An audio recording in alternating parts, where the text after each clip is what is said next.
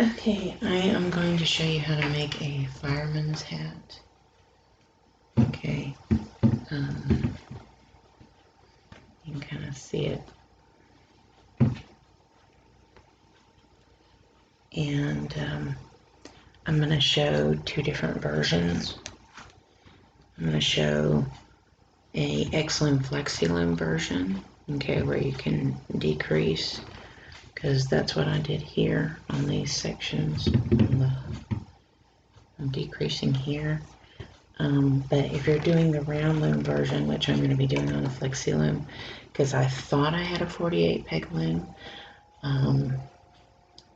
when you do this on a regular loom, you're going to be doing it on the 5/8 inch gauge, and you're going to be using a number 6 yarn to do this, okay? But I'm going to show you on a smaller gauge, because my 5/8 inch flexi and my other one is in storage right now. So I'm going to show you on this one, and you can do this version, but I'll show you on this one. This one's going to make more of a doll size or a baby size, okay? But it's pretty much going to make a doll size. Alright, so here's what you want to do, okay? You want to set aside, to set up your wedges, okay, on the X-Loom, okay? And I'm not going to be using this wedge, but it's going to tell me where I need to be, okay?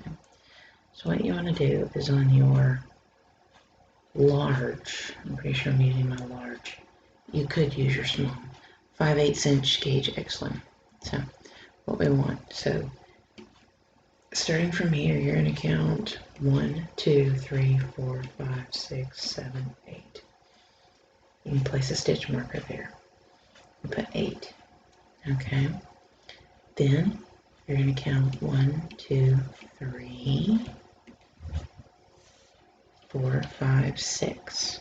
All right. You should have 14 pegs from here to here. 14. Then a wedge. Then you should have 13 pegs through here, then a wedge. 13 pegs through here, then a wedge, and then 14. Okay, that's how you're going to set your flexi loom up too. You're going to have your stitch marker to set up for 14. Then you're going to put a stitch marker down for your wedge peg. Okay, so wedge peg.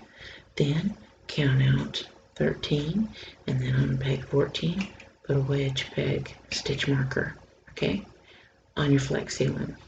Then you count out another 13, and then put a stitch marker on your 14th peg, and then you're going to count out 14, okay?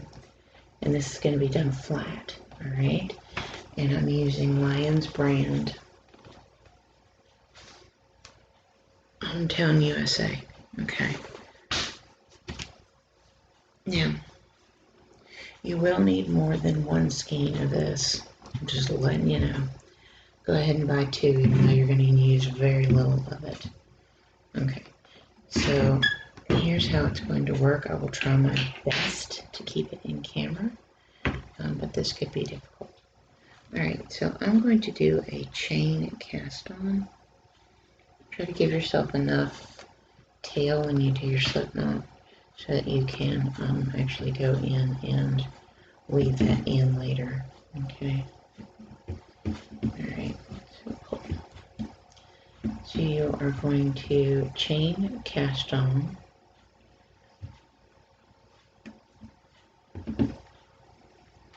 all the way around.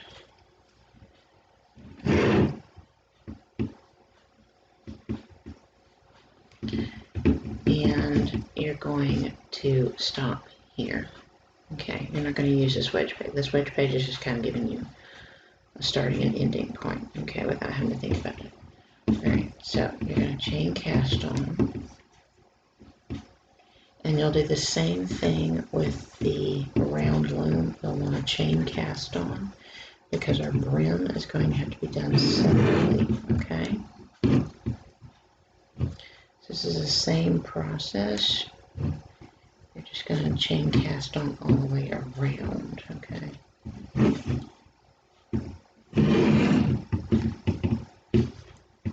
find it always so difficult to fill with these larger looms. Okay.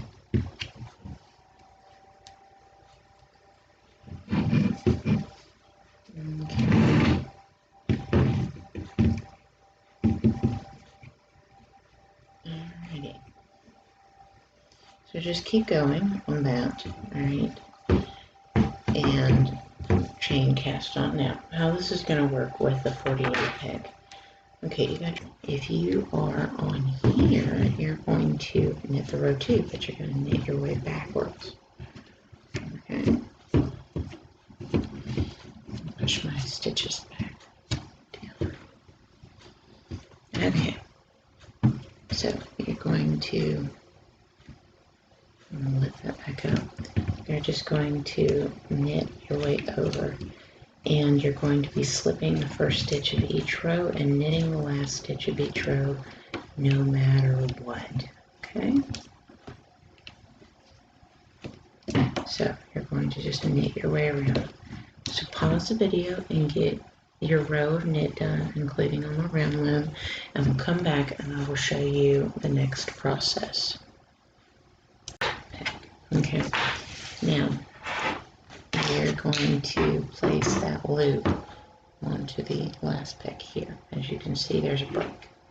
Now, this X loom, or the flexi loom, depending on how you want to do this. Alright, you're going to slip that first stitch, and you're going to, and this is a 2-row repeat too. Alright, you're going to purl your way over to your wedge peg, and then you're going to slip behind, just like we did with the round version. Okay, you're just going to purl your way over. We're just starting with the brim, and they are doing the hat. Okay.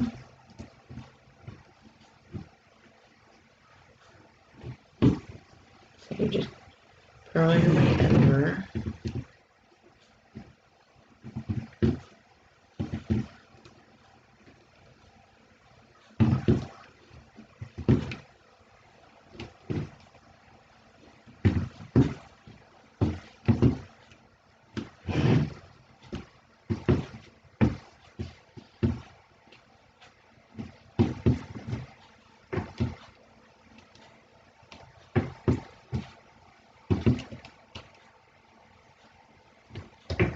Okay.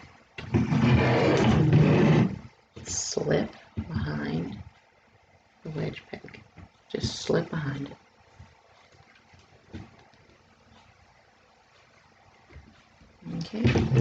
And then keep purling your way around here. Slip the wedge peg.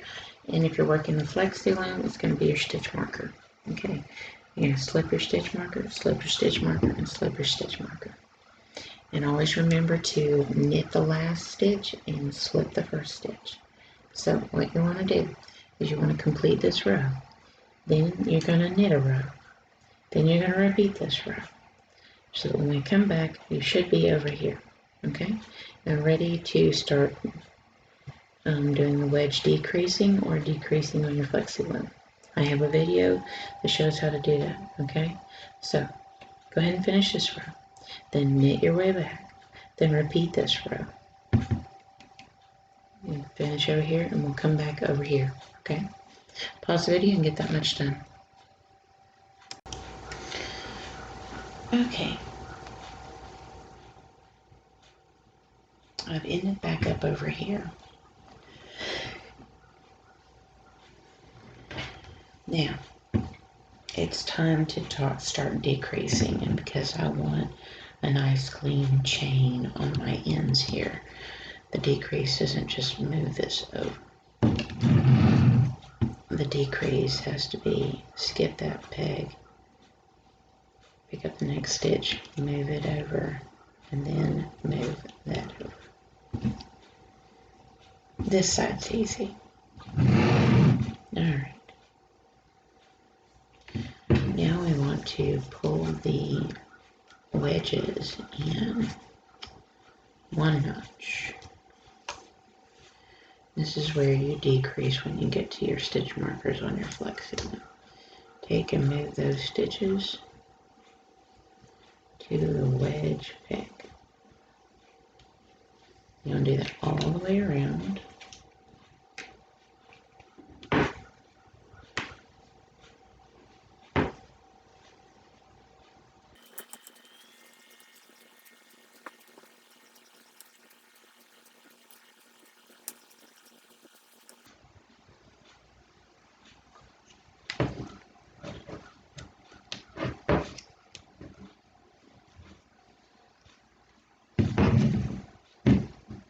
Over here, I find it's easier to just pick up that stitch and pick up the next stitch, move it over, and move it over. Okay, you've just done all your decreasing. Now what you're going to do is knit your way over. So when you get to those decrease pegs, you just knit everything over. So at this point, you're just going to knit around when you get here. Knit all three over, all right? You're just going to knit all the way around. So go ahead and pause the video and knit all the way around. Toss all your loops over on those decrease pegs. And then when we come back, we're going to be doing like we've been doing, purling all the things that aren't wedges and slipping the wedges, or slipping the stitch marker peg. Okay. So toss everything over. Just like that. Okay. So pause the video, knit your way around, and then I'll come back and show you what's next. Okay, so now at this point, we're going to do a purl row, a knit row, and a purl row, as I call it. And the purl row is still the same. You purl over and slip the wedge pegs, okay? And then you knit your way back. And then you purl and then slip the wedge pegs, okay? Or your stitch marker pegs if you're working on the Flexi Loom.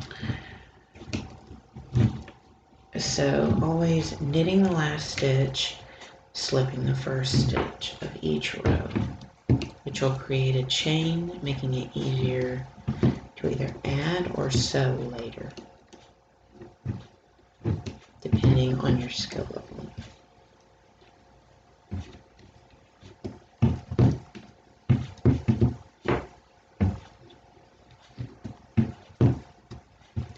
I'm going to show you to the slip so you know what I'm talking about.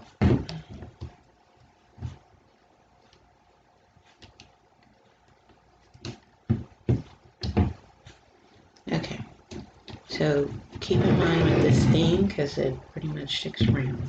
Slip, go behind the wedge peg, and then continue on. Alright, so you're going to purl around, knit around, and purl around. Alright, when we come back, we're going to do another decrease. You're going to do 3 total decreases for the brim area. Okay, so go ahead and purl your way around, slipping those wedge pegs like you've been doing, and knitting your way around, okay? So pause the video, get that much done, and we'll come back and do the next decrease area. And once you start feeling for this pattern, I'm going to kind of skip forward a lot faster.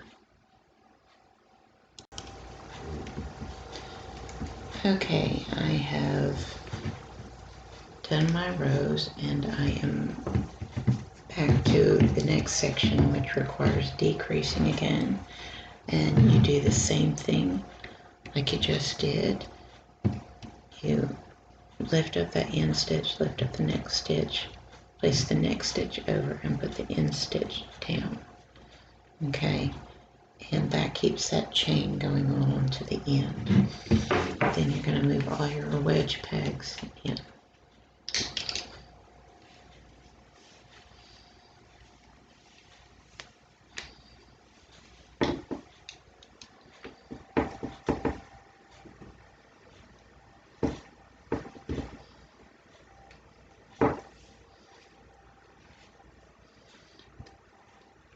So you can see this is very similar to the last time we did a decrease. And you have one more decrease after this to do with your brim. Okay, so remember this process.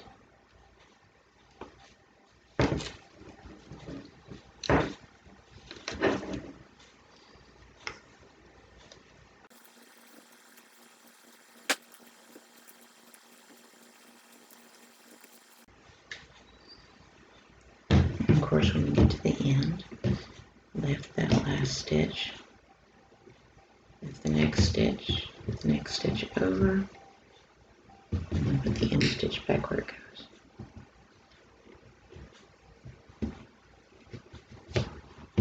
Okay.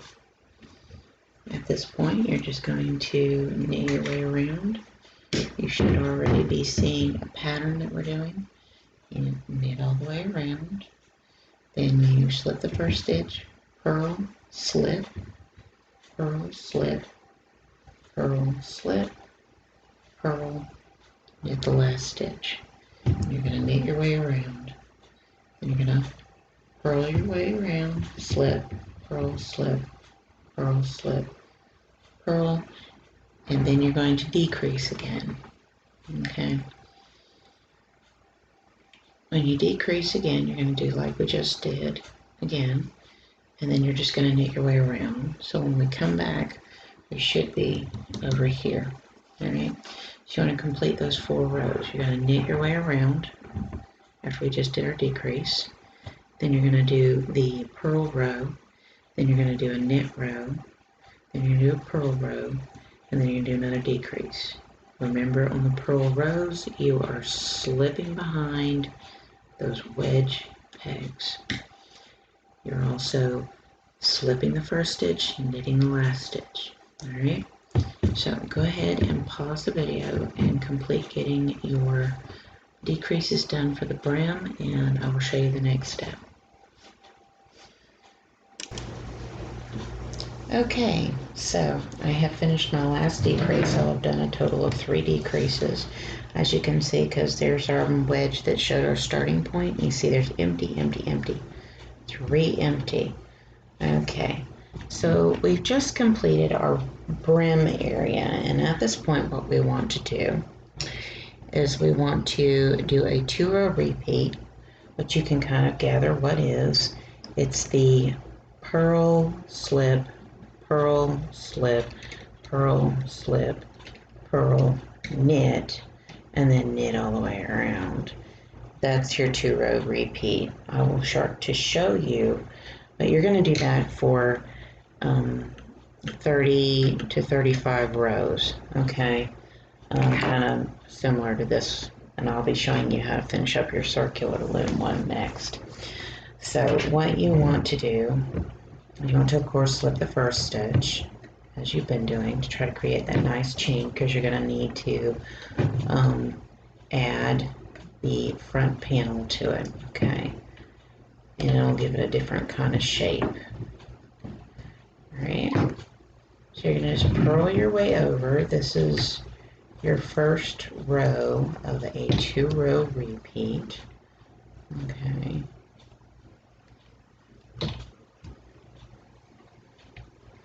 So you're basically going to continue what you've been doing with your purling and then slipping that wedge peg. So you're going to slip behind it.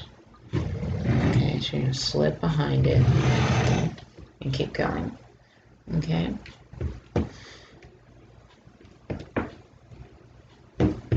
And then you knit your way back around. Okay. That includes the wedge pegs when you come and knit back around. And what that's doing, it's creating a nice, distinct chain in that area. Okay, so I'll show you how to do this row. And then the next row is just knit, and I really don't feel like that's necessary to have to show you because I'm doing two versions at the same time with this video. So simplify in areas where I can. You slip behind. So you slip behind it. And keep going. Alright, so you do the purling row, which is row 1. Then you knit your way back, which is row 2. You repeat that over and over for about 30 to 35 rows. Now, if you're going to make this into an adult hat, which it will fit, you'll want to do 40 rows. So extend your length so that it can encompass the head better. All right. So go ahead and pause the video, complete your 30 rows. The first row is this purl like I'm showing you, and the second row is your knit back. All right. You're just going to knit your way back. You're going to repeat that over and over again, anywhere from 30 to 35 to 40 rows, depending on the size head you're wanting to fit it on. If you're wanting to fit it on an adult, I've calculated it to where it'll fit, and you'll want to do 40 instead of 35. Okay, and I'm going to do 35. All right, so pause the video and get that much done on your Flexi or X-Loom. Now, your starting point, which I've marked here with a blue stitch marker. This is my starting and ending point. And I am going to do this in the round. Okay. And what you want to do from your starting point is you want to count over to 8 and put a stitch marker. Then start the next peg, count over 8, put a stitch marker. Alright, you're going to do that all the way around. Okay. But unlike here, you're going to be working flat. Here, you're going to be working in the round. Because if you have the 48 peg purple 5/8 inch gauge loom that Nifty Knitter put out, or the replica from Cindy Wood, this is what you're going to want to use. Now, I'll show you how to do the crown. If what you got is Flexi Loom and you don't want to do this version, you want to do the round version, you can do it on the 5/8 inch gauge Flexi Loom. Okay. You definitely want to use a size 6 yarn. Just because this is what I have available, this is what I'm showing you. All I'm doing is making it for a doll. Okay, so again, you want to chain cast on, right? Because you're going to need that chain in order to do your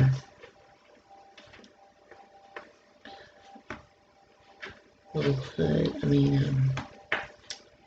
ledge area around it. Okay, so this is just a standard chain cast on all the way around.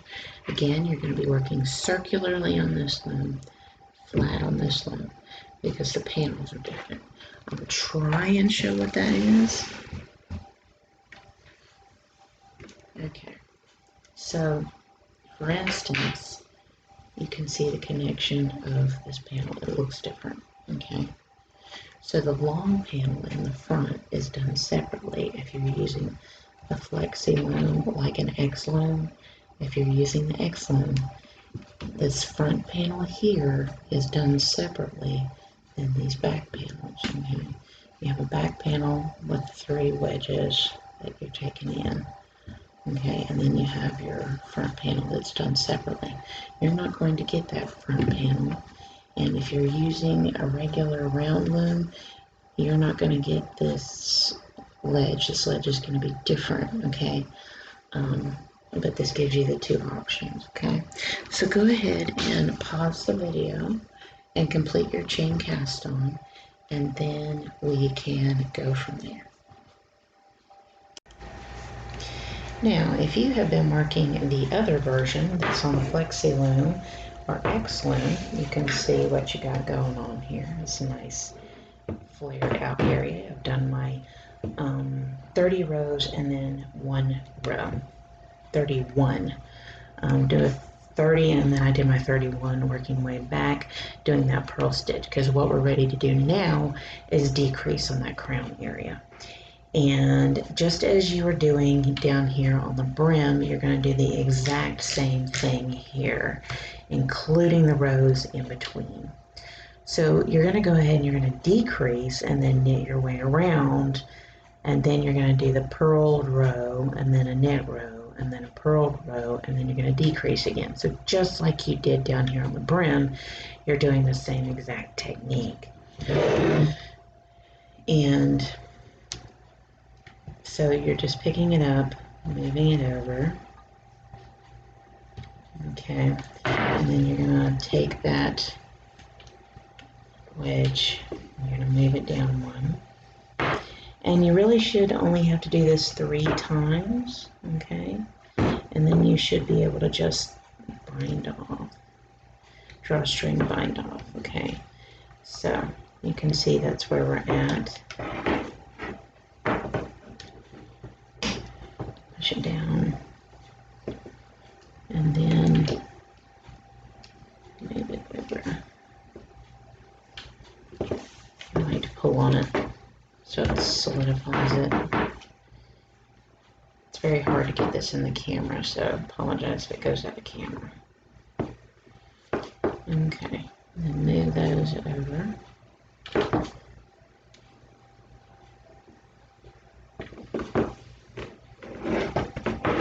And then, of course, lift up the end one, and then lift up the next one. Move it over, because you're trying to keep that beautiful chain down the side so that you can add the front panel to give it more dimension. Okay, so there you have your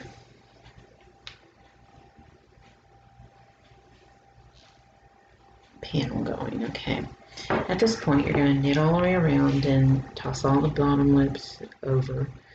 You have 3, you toss them all over.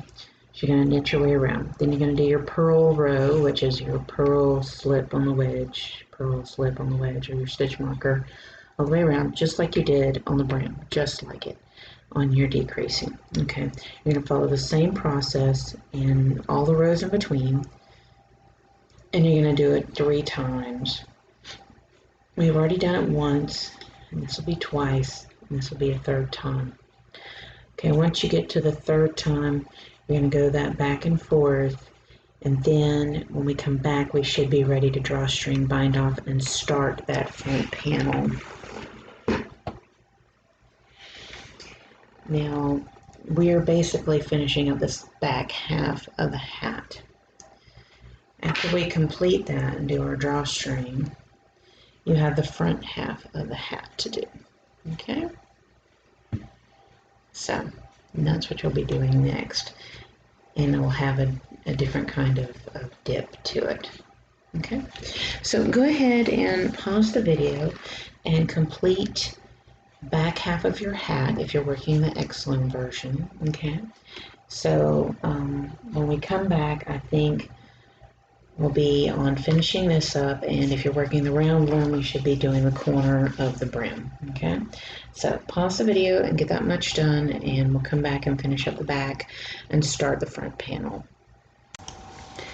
Okay, so I have finished that much, and what I want to do now is just drawstring off what's left, and you'll notice that the decreasing looks a little sparse up there, but that's okay. You don't have to worry about that because it's just going to be drawstrung together, okay? And for some reason, I don't have a single hook on my desk, and normally I do. Okay, well, anyway, what you're wanting to do, and you can go to the opposite end, but I'm going to stay with this end, is, gosh, you have to do this. It's just a drawstring. So what you want to do is you want to just pull over. It seems I'm going to have to go get my dang hook. Anyway, you're going to pull over and pull over and pull through. Okay, I've already cut me a pretty long tail because you want to use this tail to also draw string off the front. Let's go ahead and pause the video and draw string off, and then we'll be ready to start our front panel. Okay, I'm going to show you what you should have at this point. There is the back of your hat, so you're ready to do the front panel. Okay. And this is where what you might want to do is try to put a stitch marker on your chains. Okay. It can be on the inside or the outside, but what you want to do is you want to be adding your chain back in. Okay. Alright.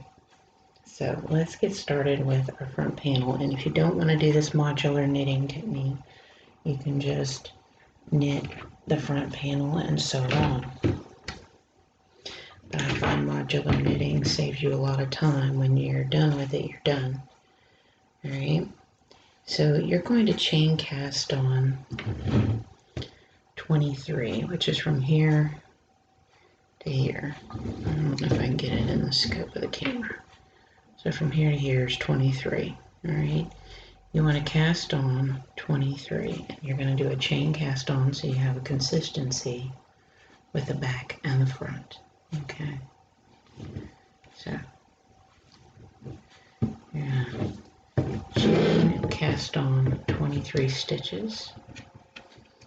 And so if you're using your Flexi Loom, that's what you're going to do as well.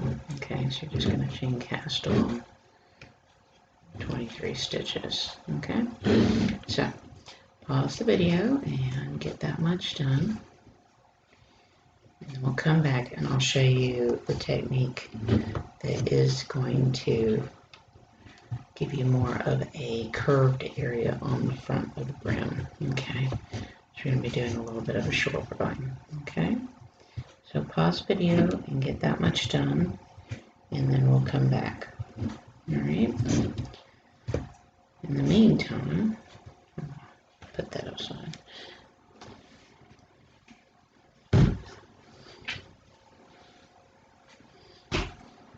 I want to keep working on this brim, so we're going to pull this back down. Okay, so you do your chain cast on. The other thing, if you're working the brim and you got your corner, what you're going to do is you're going to be doing a wrap and turn. You're going to be doing an angle.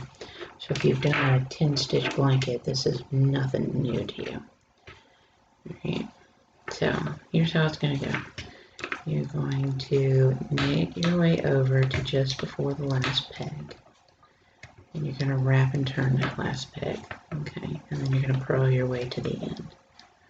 You're going to create an angle. Okay, so we've knitted our way over, and then we're going to wrap behind and turn.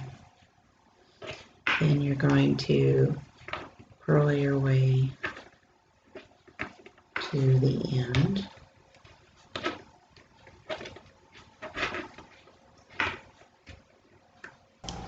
Okay, if you're doing the X Loom or Flexi Loom version, although you could classify the other one as a Flexi Loom version, but it's where all the brim is in one shot. I didn't tie that off because I'm just going to drawstring the last of these and incorporate it in.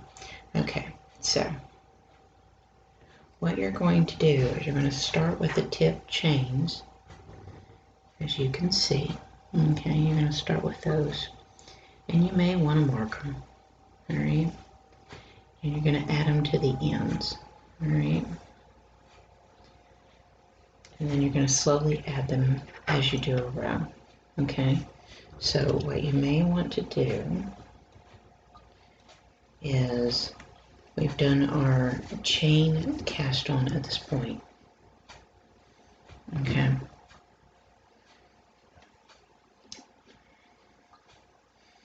what you'll want to do is you'll want to go in and you're going to add your first chain to the end peg. And you can add the inside or the outside, it's entirely up to you. Okay, and then we're going to pull that down so that it's mostly out of the way, and you just have a lineup of chains. Okay, alright, Now, at this point, all you're going to do, push your chain down, and you're going to knit your way over and then purl the two together. Then this is where we're going to start a tapered effect. Okay, so if you look at this, you'll notice it somehow sits a little further out. It's not flush. All right, let me see if I can get this back to it. You see this sits a little further out, okay, and it's not flush. There's a reason for that. We're going to do a couple of short rows in the middle, and it's so smooth you can't even see that we really did short rows, okay, and I'm going to explain how to do that. All right, so what you want to do is you want to just knit your way over, and as you're knitting your way over, so that you don't forget, and it goes ahead and it attaches it, you can go ahead and attach your chain over here to the very end. All right, so basically what you want, okay, is you want the wrong side facing you. You don't want to see the chain when you pull it down in here. The chain should be facing away, all right, so that's your right side. Wrong side faces you, because what you're doing is you're doing a right side here, and when it comes down, it'll be correct, okay? So you want to knit your way over, and then you're going to want to purl those two together or knit those two together. I think I knit those two together so that I get a nice ridging that really makes the front more distinct, okay? Now we're going to be spending a little time on this front, okay, because it has more shaping to it.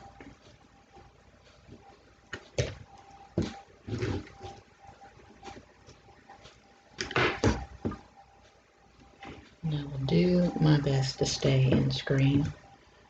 It's always difficult when you start getting into bigger areas. Okay, knit your way over, and then purl the two together. Okay, at this point, this is when you start doing a short row.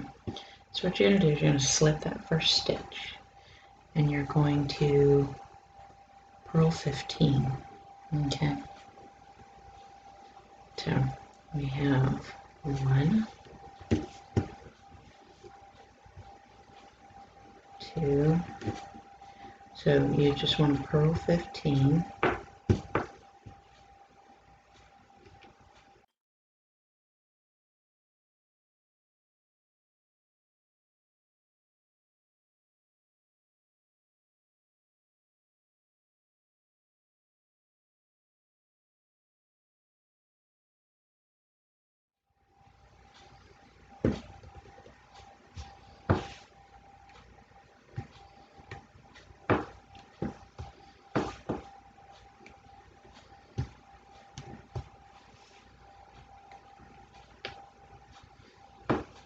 okay. Alright, so here's our 15. Okay, and what we're going to do is we're going to take that yarn, we're going to wrap behind that next peg and turn. Okay.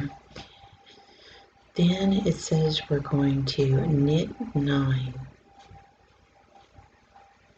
Okay. So we're going to go 1, 2, 3, 4,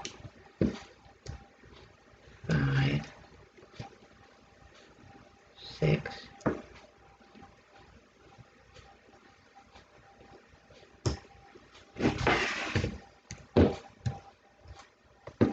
7,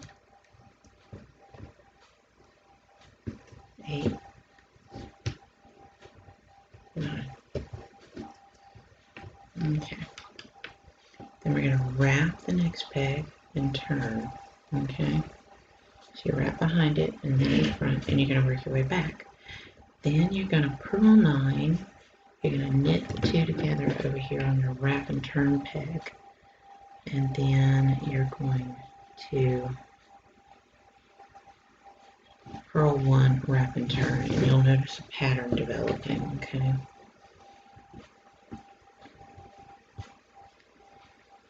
So, now you're going to purl 9, work your way over.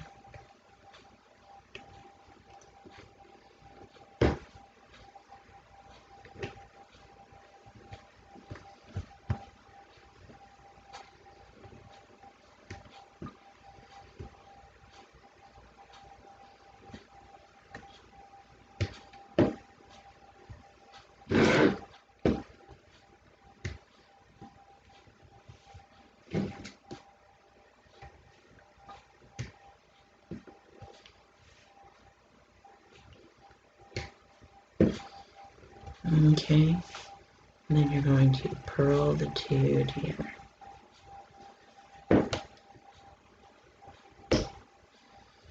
Okay, then it says to purl 1,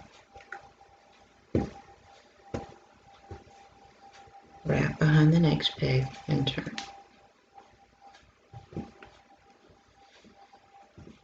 Okay, then you're going to knit over to your wrap and turn.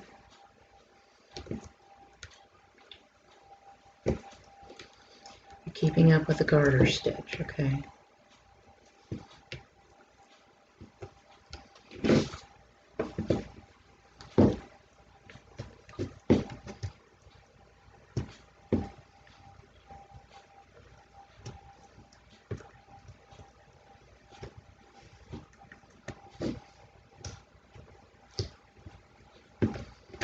Okay, then you get over to the 2 wrap and turn. You're going to knit both stitches over.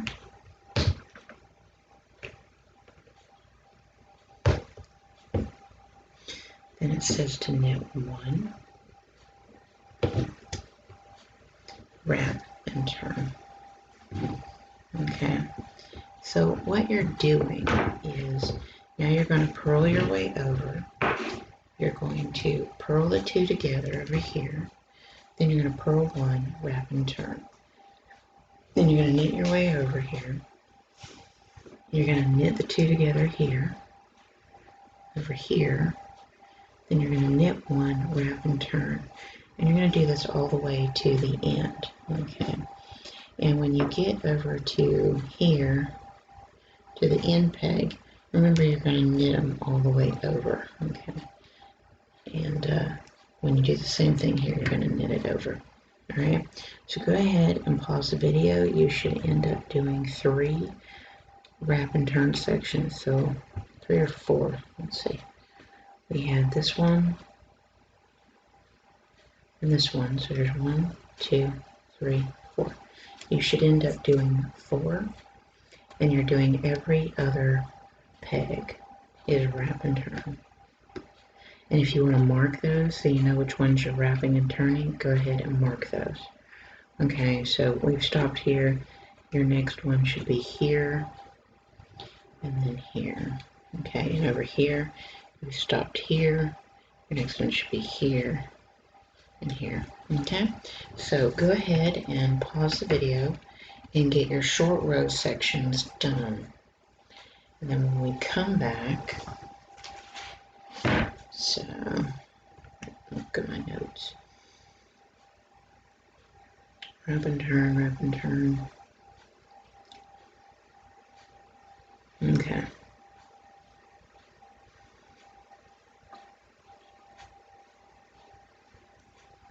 And then we should be doing a couple of normal rows. Like from row 7. And then we'll decrease. Okay. And I'll show you how the decreases are done. You're going to have to keep up the decreases the same that you were doing on the other side. So you're going to decrease like every 3rd row kind of thing. Okay.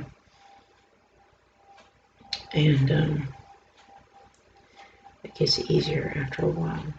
So Looks like a lot of jumbo, mumbo jumbo, but anyway, go ahead and pause the video and do your short row sections, and then when we come back, we'll be ready to start doing, to working that tapering effect for the brim, like we did down here. Okay, so once you get past the beginning of this, it gets easier again, where you're doing the majority of it, and then you'll have to start decreasing again, okay? So, get your short row section done, and then I'll show you how to start decreasing. Pause the video and get that much done. Okay, so I have worked my way all the way back, knitting the edges together, okay? And at this rate, we're going to start actually working it basically like we did here. It's just going to work a little differently on the ends. So you're going to slip that first stitch and you're going to purl your way over.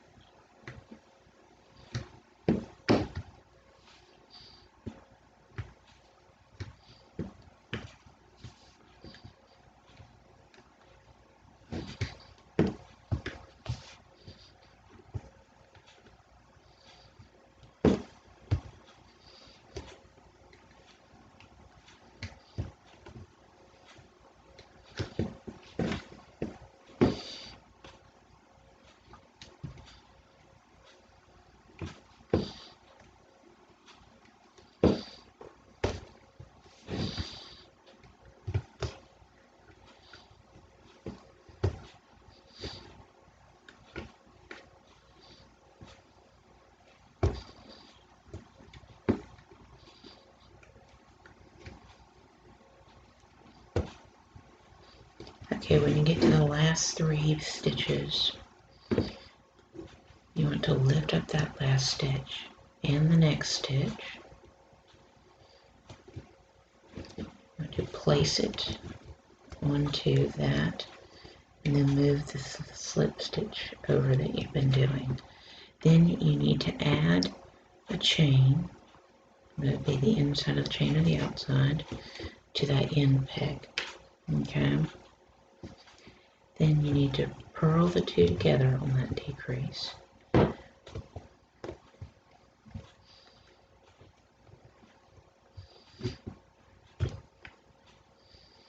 Then you're going to knit the 2 together.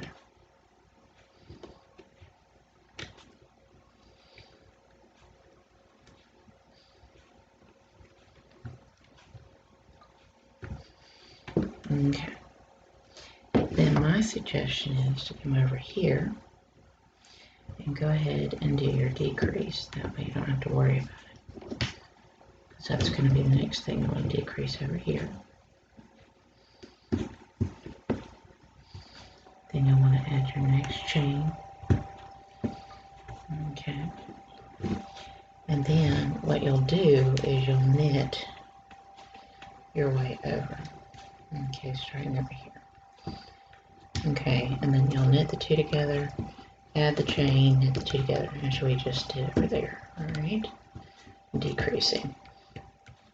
This is your decrease section. You're going to do this total of 3 times, but you are going to do a single set of rows in between. Okay? So, at this point, when you finish this row, you're going to do a purl row without a decrease. You're going to do a knit row without a decrease. Then you're going to go back and you're going to do these 2 rows again. Okay.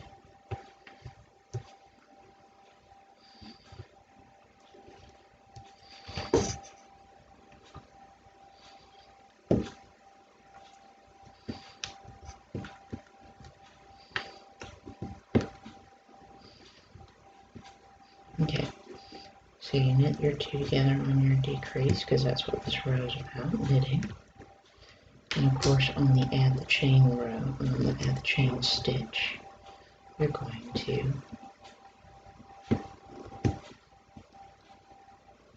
knit the two together. Okay. At this rate, you're going to want to come over here, add the next chain,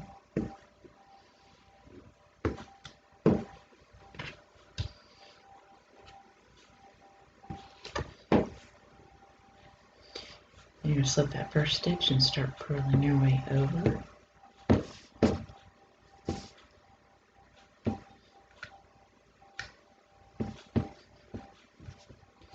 You're going to purl your way over and then knit those two stitches together. Then you're going to come over here when you're ready to knit your way back. Make sure you add your chain over here and you'll knit those two together. Then at that point, you're going to do the decrease again. So you're going to move it over, move that over, and purl over, purl, knit two together. Then you're going to decrease over here, move that in, add a chain, then you're going to knit your way over, knit two together, knit two together. You're going to decrease, okay, so you're only going to do a single row of the purl, add the chain, knit, add the chain, then you're going to purl, decrease, add a chain, and then you're going to knit, decrease, add a chain, just like we just did, okay, and you're going to end up decreasing a total of 3 times, so we've already done it once, so what you'll need to do is you'll need to continue. You're going to do a row of purl, a row of knit, then you're going to decrease on this end like we just did, and you're going to decrease on this end like we just did. Then you're going to purl, and then you're going to knit, and then you're going to decrease on this end, and then you're going to decrease on this end. When you're done with that, come back. Always remember to be adding a chain so that you're moving it right along. If you don't feel comfortable adding the chain, you can sew the two together at the end. Alright, so pause the video and get that much done, and then we'll come back and have a standard amount of rows to do for the majority of it. If you are doing the other version, the X-Loom or Flexi-Loom version, now is the simple part where you're doing your 30 rows like you did with the other one. You're just doing it this way. So at this point, what you're doing is you're purling your way over and you're adding a chain and you're knitting the two together. Okay, so you're going to purl your way over.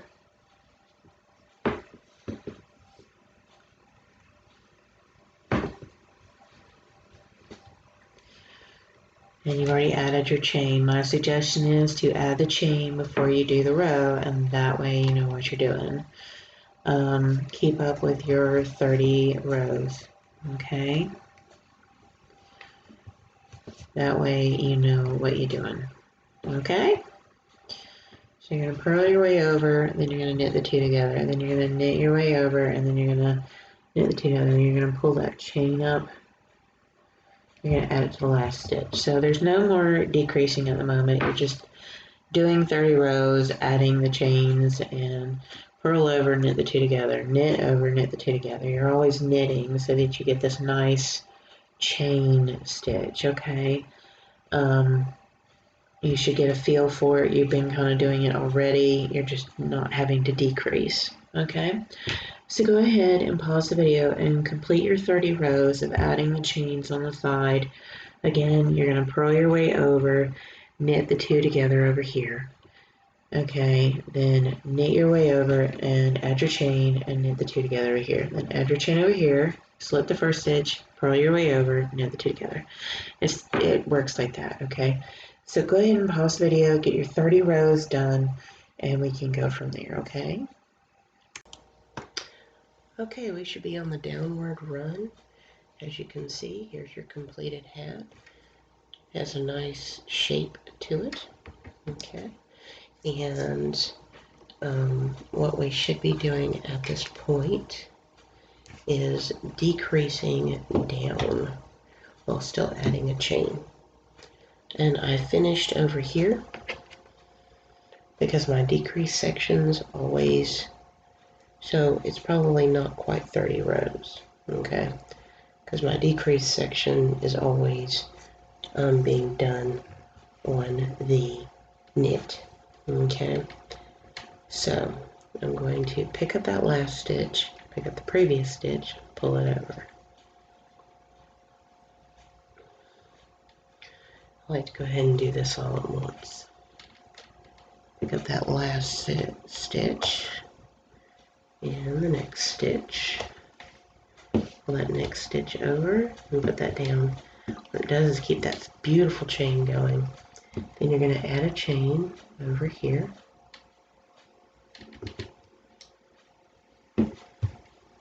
Okay. And then you're going to knit your way over. And then you're going to purl your way over. And then you're going to decrease again. Okay. So you're going to knit your way over.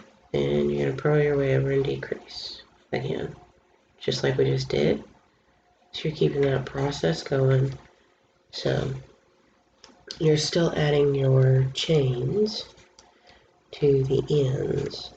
Okay, so you're just going to knit your way over so that every other row you're decreasing, and you're wanting to be able to get as few stitches as possible to have decreased. Okay.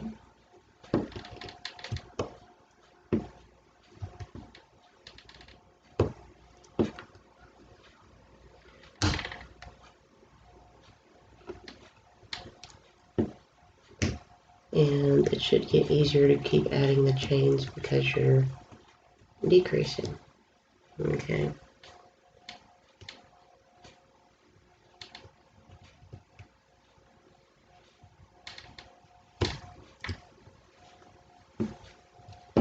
Okay. So when you're going to do the purl section over, you grab you a chain over here and add it in. Okay. So and then you're going to slip the first stitch, purl your way over, knit the two together, and then decrease. All right, like we just did.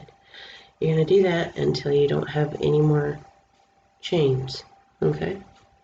So after you don't have any more chains, then we'll be ready to take our nice long strand from the previous one and finish drawstring binding off. Okay. So go ahead and pause the video. Finish decreasing your crown. You're only decreasing on the knit row, okay? You're still adding the chain as you go. So pause the video and get that much done. Okay, I have no more chains, and I finished over here, and I've cut a very short tail. So I'm going to take this long tail that I used to draw string off the back half and continue to draw string off front. Okay, so just go around and draw string off.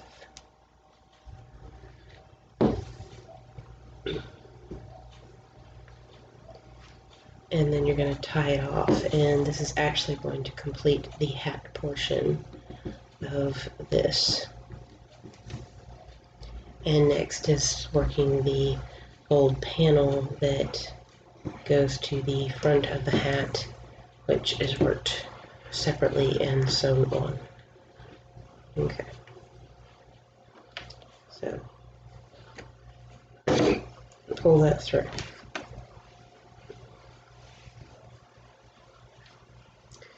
What you're going to do is you're just going to pull it and tie off.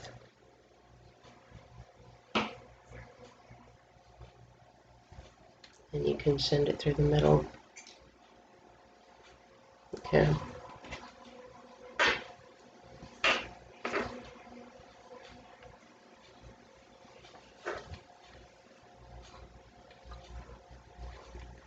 All right. There you have it. This beautiful crown area right here, as you can see. Okay, so you finish closing off the top, weave in these ends here, and that concludes your fireman's hat off the X or Flexi Loom. Okay. At the same time, okay, at this point, you want to find your big chunk section, and you want to either duplicate stitch or whatever. You want to do what you want to do first, and then what you want to do is get this sewn past your decreased area and sew this on there with whatever you're wanting to add to it. Okay, and then you're done. Now this hat isn't just, I feel like, a fireman's hat. It can be a safari hat if you choose to do it in tan. It can look like a rain hat, a sailor's hat if you wanted to do it in white and then do a blue trim. It could be a sailor's hat, that kind of thing. So don't think that this is just a fireman's hat. This can be a hat that goes along with a lot of different other styles, okay? But you do the same thing with the small version. You have that larger chunk, you sew this in there, okay? And so you just want to find your applique or whatever, and then you can add this. But I'll try to do a video on duplicate stitching so that you can see how that's done, okay? So that is how you make a fireman's hat in a round version, and the X-Loom version, and the X-Loom version and the Flexi Loom version go together. That's how you make your patch, and you sew them on. And again, you can use this hat style for a safari hat, or you can use it for a sailor hat, just change color up, okay?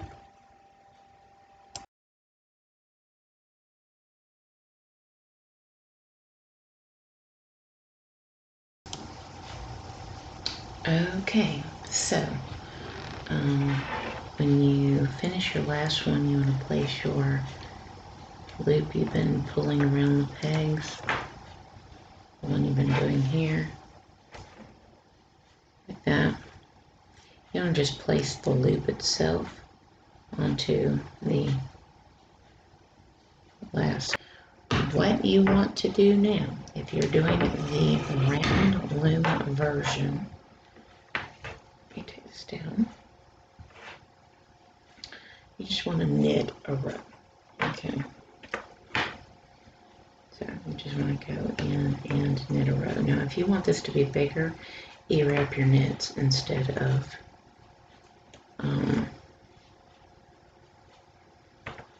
flat knitting or U-knitting. U-knitting is what most people do. My flat knitting is as loose as U-knitting. So what you want to do is you just want to knit your way around.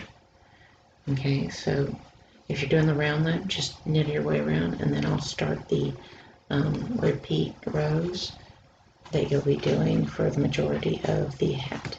Now, okay, so I've done my knit row. Now, if you're doing this version, there is a 2-row repeat that you do, and a row of knit is row 1. Now, what I'm going to show you next is going to be row 2. Okay, so what you're going to do is you're going to purl your way over to the stitch marker. So this is your 2-row repeat. Once I show you this, then you will know how to do this over and over again for anywhere from 30 to 40 rows, depending on how deep you want the hat. If you want the hat deeper, you can do 40 or 35 rows. It's entirely up to you, but that's what you're going to want to do. You're going to do probably about 40 rows, okay? So I'm purling my way over, and this is row 2 of a 2-row repeat, okay? So the last row was row 1. When you get to this stitch marker, you're going to slip behind the peg. Okay, so you're just going to take that working yarn and you're going to go behind that stitch marker peg. Okay, then you're just going to continue working. Alright, so on those particular stitch marker pegs, you're just going to slip behind it. And what that's going to do when you do the 2-row repeat is you're going to have this beautiful chain seam that's going up the side of the hat. Okay. Again, I'll show you. You're just going to do this all the way around, and then you're just going to knit around. Okay, which makes it really predominant, that chain really predominant. Alright, so we're here at our stitch marker. We're going to take that working yarn behind that peg. Okay, we're going to take it behind. So we're going to take it behind it. I don't know why this camera always seeks to focus on the background. So you're going to take it behind it as a slip. Okay, and then you're just going to purl your way over to the next stitch marker. You are basically going to be doing the same thing on the X loom, but you are not going to be able to do 35 to 40 rows. You're only going to be able to do about 4, and then we're going to have to be doing the brim section. Okay, alright, so you continue on and you slip behind every single stitch marker. Alright, and this one doesn't count, just the stitch marker ones. Okay, so you shouldn't have a slip stitch over 1, 2, 3, 4, 5, 6, 7, 8, 9, 10, 11, 12, 13, 14, 15. So you shouldn't have a slip on 15 stitches, I think. Okay, so go ahead and pause the video if you're doing the round loom version. 1 row of knit, purl and slip behind the stitch marker pegs, okay, and you repeat that over and over again between 35 and 40 rows. Okay, so do your 35 and 40 rows, whichever you want to do, deeper, go 5 more. Okay, and then when we come back, I'll show you how to finish off the crown. But in the meantime, I'm going to be focusing on the X loom, so you'll be wanting to go to the next section, and I will try to put the timestamp in the info box below so that you know where to go in the video to get the brim, the finish up of the hat, and start doing the brim. Okay. If you have been working on your round loom, which is standard 48, and I don't have a 48 in the house anywhere, what you're wanting to do is you're going to do a fine gauge drawstring bind off. And if you have a flexi loom, I'll show you kind of something along the lines of what you can do with that. Okay, so this is what it should look like. This is my starting point. Okay, and you can kind of see a seaming there, but it doesn't really much matter because you're going to put a patch over it. But you'll see there is what your slip stitch is doing. Okay, it's a nice chain in between a garter stitching. Okay, and it shows up all the way around. See? Okay, and you want to keep that in mind, particularly when you're doing the fine gauge drawstring bind off. All right. So let me explain how this will go. So I am to knitting, and knitting is where you want to be when you work with anything. Now let me take this down so it'll register better. Okay, so you want to do every other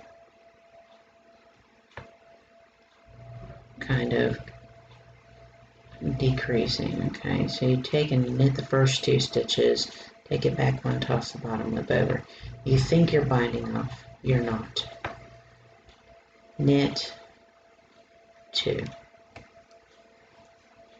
Okay, then knit 2 again,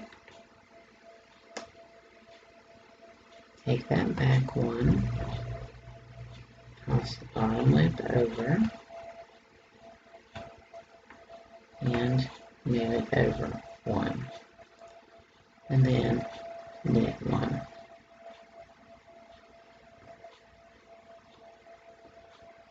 And 2. Okay. Then you're going to knit 2 again.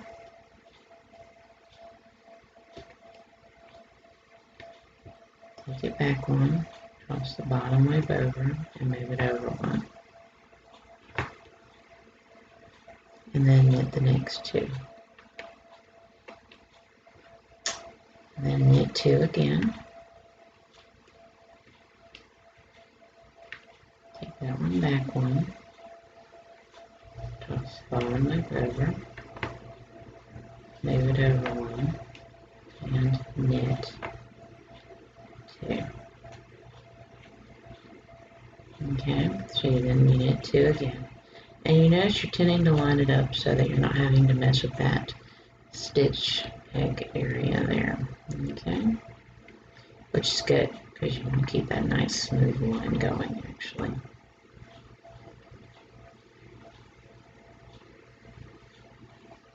And then you're going to knit 2 again.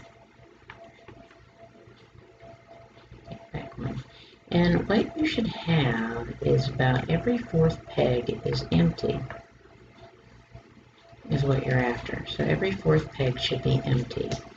Now, you have an option if you're working with this kind of loom to get those empty pegs condensed down so that when you go to do a purled row and then a knit row, you don't have a gappy section showing up. It keeps the stitching more consistent. But if you don't have that option, don't worry about it. It will still look good. Okay?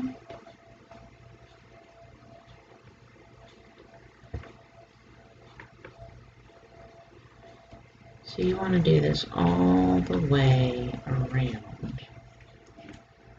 Okay?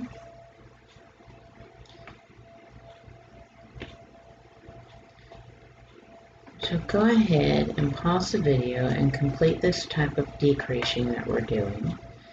And then we'll come back and I will show you, if you're using a round loom, what you need to do. And if you're doing this on a flexi loom and you want to do the alternate version that I have, I will show that too. So pause the video and get that much done, and I will come back and show the next section. All right? Okay. So after you've done that, see, you got your empty peg here, and then you have 3 with a stitch. Empty peg with 3 stitches in between an empty peg. Now, if you're doing this on a stationary loom that doesn't have any movement in any pegs whatsoever, what you're going to do is you're going to slip it behind that empty peg and you're going to purl. Okay. You're just going to purl. And then when you get to this stitch here, you're going to slip like you normally would, okay, because you want to continue that nice chain look. All right. So you slip behind those empty pegs and you just purl.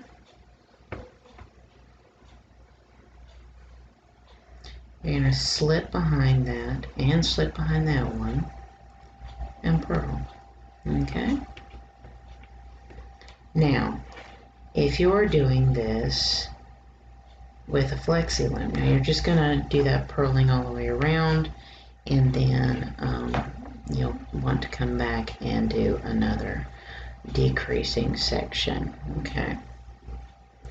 But what you want to try to do is you want to do that purl around, and then when you're doing the knit, you want to slip behind and do the knit just like we're doing, but you'll also knit these stitches right here. Okay.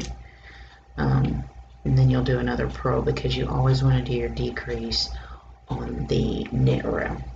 Okay, so you're gonna continue this purl and slip behind that empty peg, and then purl and slip behind the stitch marker pegs because you're wanting to continue that nice chain look that you've got going on. Okay, so when you get all the way around, then you're just going to knit everything. So you're gonna slip behind those empty pegs and knit, slip behind and knit all the way around. Then you're gonna repeat the purl row again. Okay, slipping behind, purl, slip behind, purl, slip behind the stitch marker and the empty peg and purl all the way around, do that kind of thing. Okay, and then you come back and I'll show you to do the second decrease. Now, if you're wanting to do a cleaner thing where you don't have a gap section because you have flexi loom and you want to do this version, you can. Okay, so you know this is your starting point and you want to get rid of a wedge, section. Alright, you move all these stitches over. And you might want to move to where this is the new starter peg. Okay. And so you just pop it out and pop it back in. Okay. And if you want, you can kind of snug up those stitches so that you don't have that gapped area showing up. Okay. Okay. That's right, we slipped it. Okay. So when you purl a stitch, you can go ahead and send it over to the next peg. You can purl it because you're having to take it off anyway. You might as well just move it over. And then you take that off and you move it over. Okay. And you take that off and move it over, and you should have the availability to take out a wedge or a clip or whatever you want to call it, a snap. Alright, so you can kind of snug up those areas so they don't look uneven, which is important to keep that kind of uniformity. So that's what you'll do. So if you're working with a flexi loom and you want to kind of keep that kind of solid patterning going, again, you still need to slip behind this. Okay, you still slip behind that stitch marker, but then you lift that up and move it over.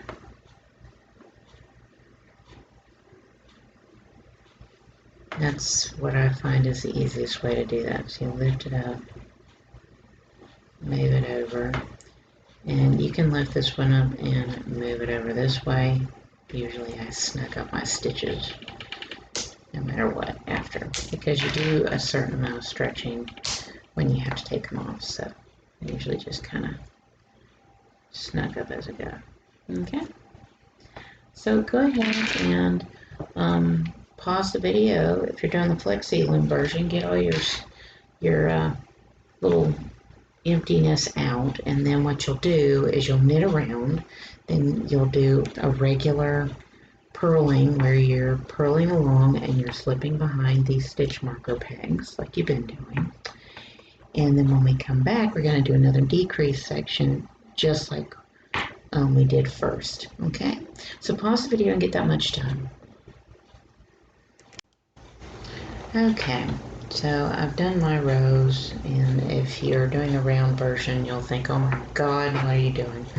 Okay, you will still have your marks and you know how to start this, but basically what you're going to do is you're going to set yourself up to where every other peg is empty.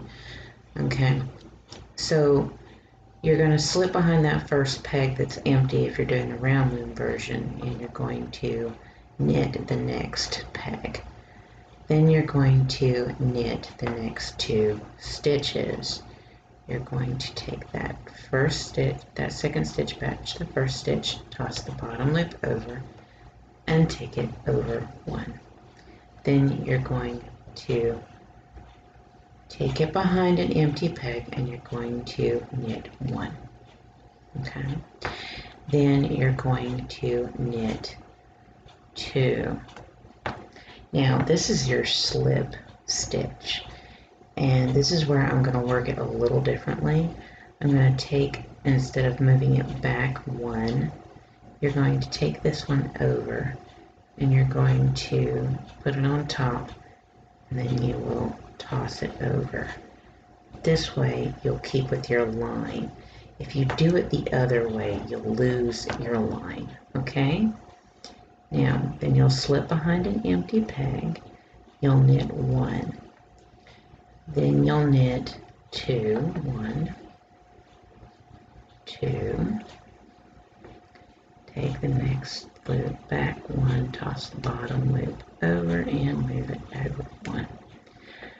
Slip behind an empty peg if you're working the round loom. You're going to knit 1, then you're going to knit 2. Now remember, that's your slip, okay? Something to keep in mind. Instead of taking this over, you're going to take that second stitch over that way and then toss the bottom loop over, okay? Then you're going to slip behind an empty peg and you're going to knit 1 and then you're going to knit 2, all right? And you see what I'm doing here if you're working the flexi loom. Okay? So go ahead and pause the video and work that all the way around if you're working the round loom. If you're working the round loom, every other peg should be empty. And if you've done what I've done on the flexi loom, every third peg should be empty, and I will show you how to go in on the next row and complete filling it in to where you're taking out those spaces, okay? So go ahead and pause the video and complete that decrease row, whether you're doing the round loom version or you're doing the flexi loom version, okay? Okay, if you're working the round loom, you're going to be slipping behind an empty peg and you're going to purl. Every other peg should be empty. You slip behind the empty peg and you purl. Okay? Just purl over and slip behind the empty peg. And when you're working the round loom, you may be slipping behind 3 pegs. It's alright, we're trying to keep that nice chain stitch going. Alright, so again, with what you're going to do is you're going to do your purl around, slipping behind your stitch marker pegs, and then you're going to knit around, slipping behind the empty pegs and knitting those stitch marker pegs, and then you're going to do another purl around. And then we'll be ready to do our drawstring bind off. Alright, so go ahead and pause the video and do your purl around, slipping behind those empty pegs and those slip pegs. Okay, this slip peg on your purl row. And then knit, slipping behind those empty pegs, and then do the purl thing again. And then when we come back, we'll be ready to finish up our drawstring bind off. Now, if you are doing this on the flexi loom, you may be wanting to get yourself down to where you don't have an unusual spot showing up. So you just move everything around there to get that open. Make sure you always move your starting peg difference, okay? Then you just want to snug up what you've done.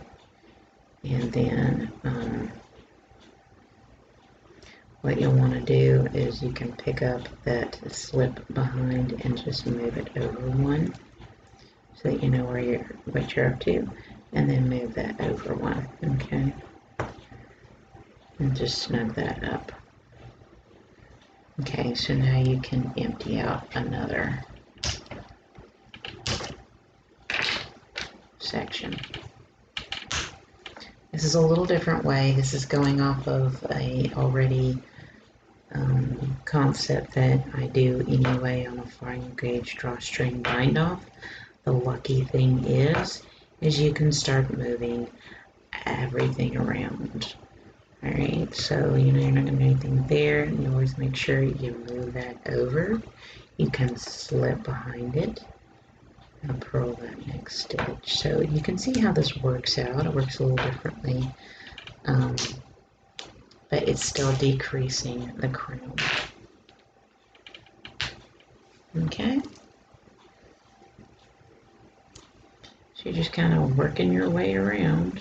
And if you want to go in and snug up those purled stitches, but you should be half the stitches you started with. So we started with 48, you should be down to 24 at this point. Okay, so lift that up, move that over, slip behind it, purl the next stitch, move it over, take out. Okay, so again, the same thing. If you're doing like you're doing the other, you're going to do that purl method that we're just doing, and you're going to knit around, and then you're going to do the purl method where you're slipping behind these stitch markers, which is why we keep moving them. Okay, and then we're going to come back and I'm going to show you how to finish up the crown section. This is based off of the fine gauge drawstring bind off. Naturally, you can decrease again one more time if you're using the Flexi Loom, but at 24 pegs, you shouldn't necessarily need to. So go ahead and pause the video if you're doing the Flexi Loom version, get yourself your rows done, and then when we come back, I'll show everybody how to go in and finish up the crown. Okay. Now you should have 24 stitches left, by the way, whether you're doing the circular loom or not.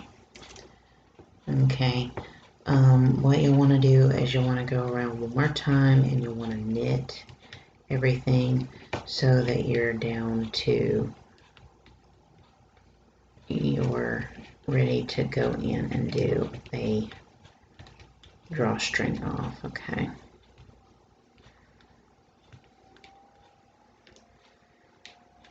And if you think you wanted to decrease one more time, you are more than welcome to, but you'd literally decrease and you wouldn't have to do any more rows in between. But I really don't see that that's necessary in this particular position. Okay. All right, so what you want to do is you want to cut you a long tail because you're going to draw a string now.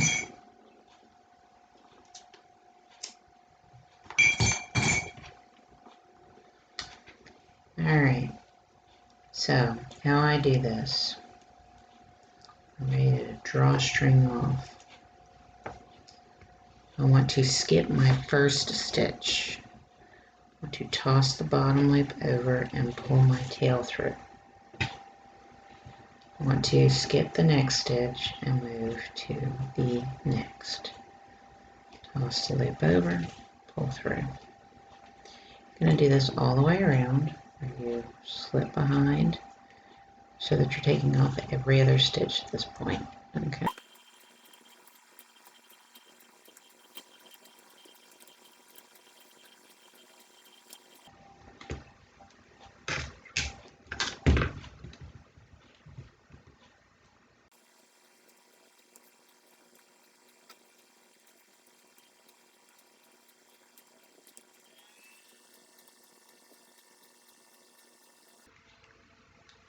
Okay, you've reached back to your starting point now.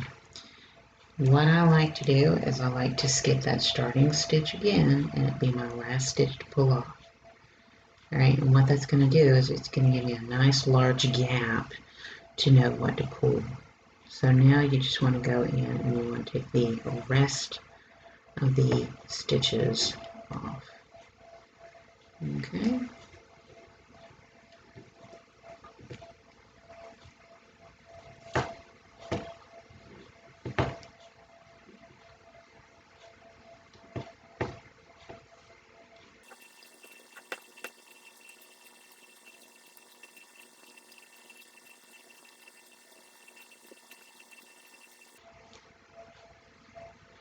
And the last one, take off. Okay, now I'm going to pull this through. Okay, so here's your ending point right here, right? You know you want to pull that inner one, so once you find that ending point, you want to pull that inner one first, alright? So you pull that inner one, then you can pull the outer one.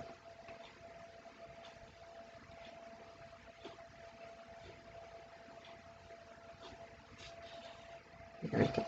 See? And you have a nice smooth top. Okay. See what you got? A nice smooth top. Now, what you'll also notice is that your chain continues up to the top. Continues right up to the top. Okay?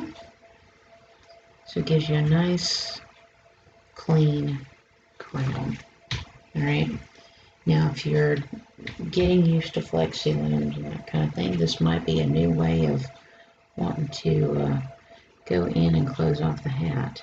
You found that that was probably pretty darn easy and fairly smooth in your decrease with no problems, okay?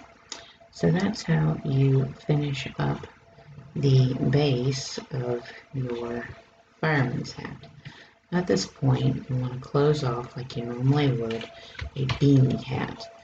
And then at this point, we're going to start doing some modular knitting, okay? And this is where we're going to be adding the brim. And you may want to go in and put a stitch marker on all your chains. So you can put a stitch marker on that chain and that chain. Because what we're going to do is we're going to modularly work in your brim area, okay? And I'll show you how that's done. Okay, so go ahead and close off your top and go ahead and stitch marker your chains, and then when we come back, I'll be ready to show you how to do the brim when using the round looms, stationary round looms, and the flexi looms. Okay. I'll tell you what I'm doing, okay? So, pause the video and get that much done, and we'll come back. Okay, I'm still working on the round version, and we're going to start doing the brim, okay? And we're not going to start where you think we're going to start. Like, you would think maybe you'd want to start up here. That's not going to be the case. Okay, we're actually going to start on the back. So you know this was your starting and ending point.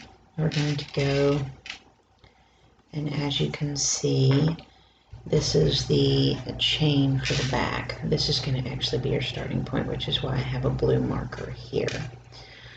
Okay, now if you have a hard time, you may want to go ahead and add stitch markers to all your chains. Okay, you may want to do that. Now, what you'll definitely want to do is put a focus on the chain in particular. Make a special stitch marker for these chains here on the back in particular. And the reason being is you're going to be kind of squaring off the back. While the other version is going to be kind of more rounded, this one is, I'll show you this as an example with stitch markers. This one's going to have the more traditional brim added to it. Now I have kept 10 pegs, and you're going to use 10 pegs on your regular 48 peg loom. Okay. And what you're going to do is you're going to have a repeat. Okay. Now, what I like to do is you can decide which side you want the starting point on. This is going to be the side I choose, okay? Once I have that on there, then that stitch marker can come out. Okay. Now, I'm going to go in and and do a chain cast on. I'm going to go ahead and put that on there. Okay, so I'm going to go ahead and do a chain cast on the 10, and it'll just be easier to sew up the back when you come back around. Okay. It's okay, you've already put that chain on there. You're just going to knit both of them together when you get over there.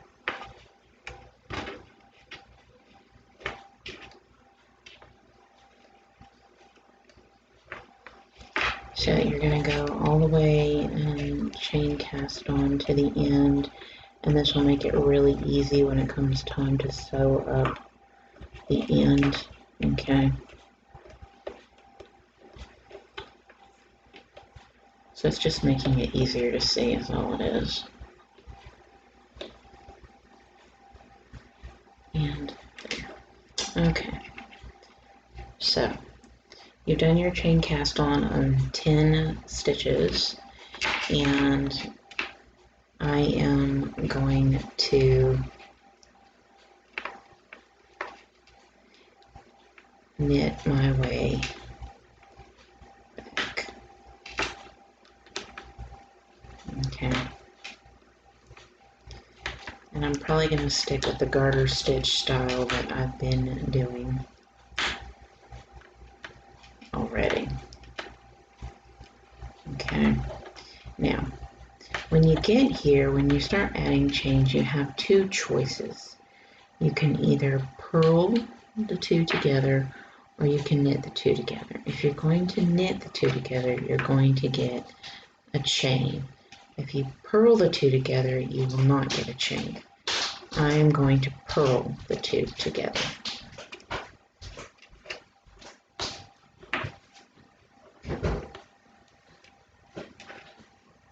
Like that.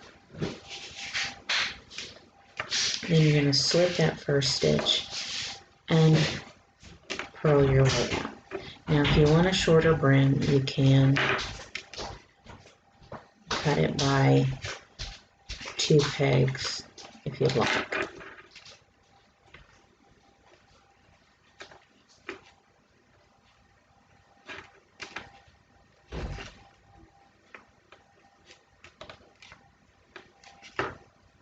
So you're going to purl your way over.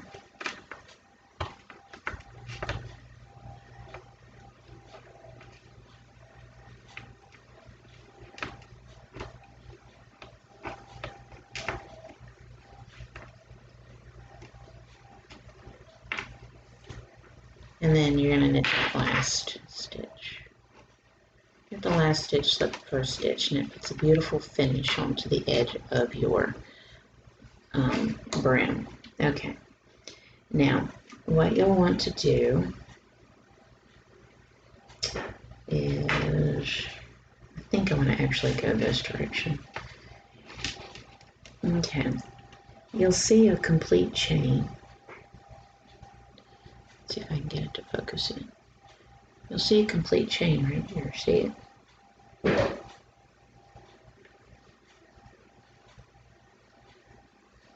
Alright, there's your chain. What you want to do is you want to put that on there. Okay?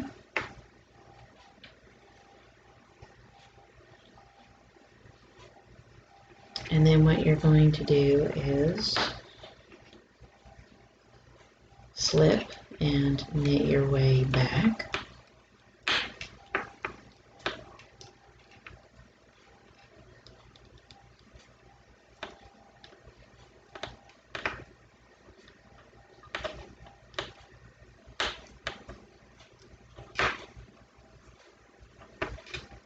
And then pull the two together. Okay.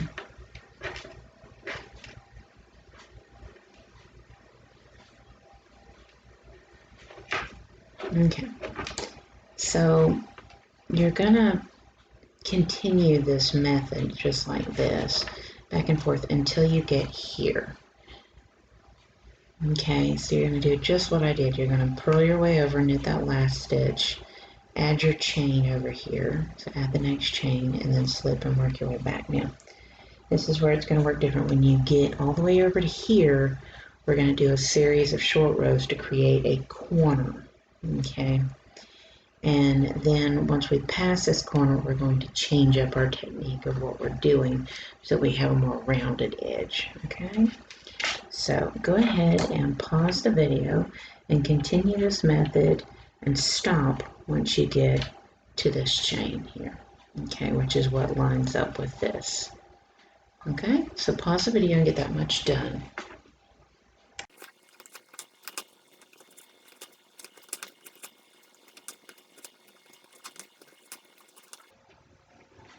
Then I knit that last peg. Then I'm going to dip my way over to just before the last wrap and turn the peg in front of that. Now normally you'd go all the way to the end, but I don't really want such a really sharp edge. Wrap and turn. So what you'll want to do is just wrap and turn to about the third one from the end. So just from here. So you'll want to stop your wrap and turns here. Okay. So you purl your way back. Make sure you knit the last stitch so you keep that nice chain edge looking good. Now keep in mind when we start the next half after we finish the corner, we're going to be changing up how we do the brim a little bit. Okay.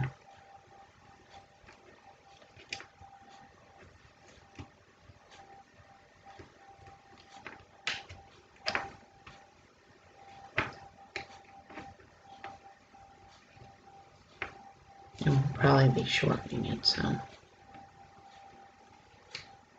So the front's a little shorter than the back. Okay, so continue, knit over, wrap and turn, purl back. Knit over, wrap and turn, pull back. Knit over, wrap and turn, pull back. Knit over, wrap and turn, purl back. Knit over, wrap and turn, purl back. Knit over, wrap and turn, purl back. So you're going to have your last wrap and turn on this peg.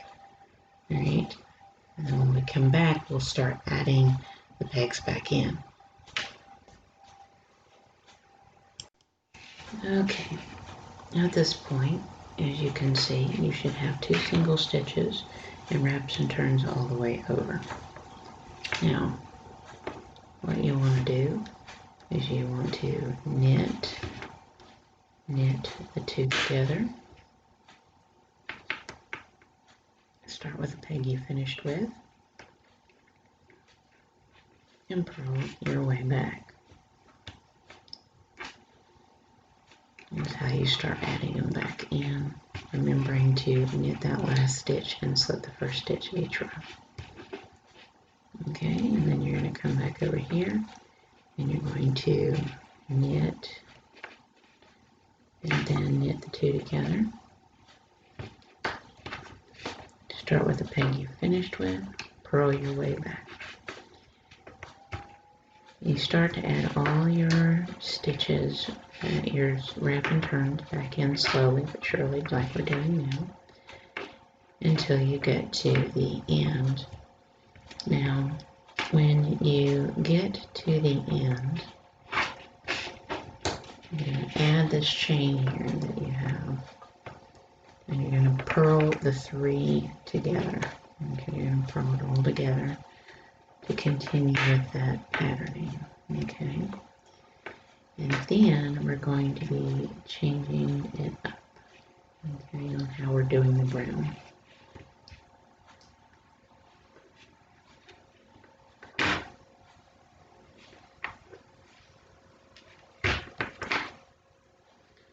Okay.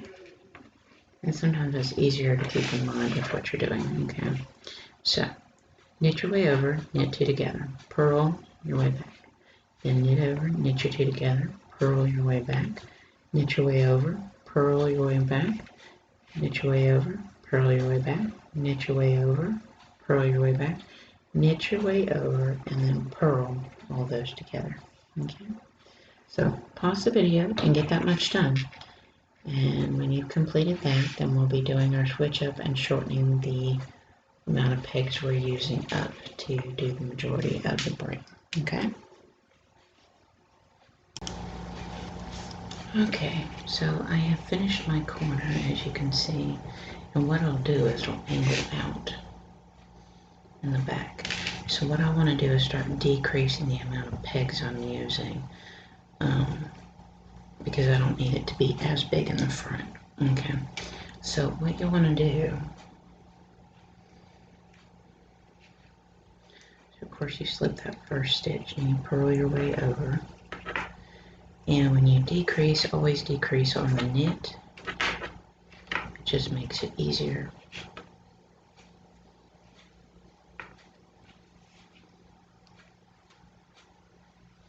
But remember, we'll need to increase on the other side.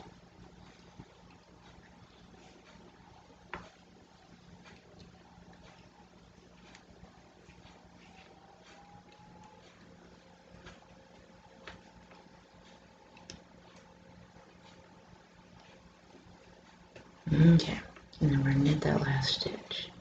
Now, so that we keep that nice smooth chain we have going on the outside, we're going to lift up that second stitch in, move it over, and then move this over. Okay, that's your decrease. Then what you want to do is take your next available chain, pull it up and onto the peg. Okay?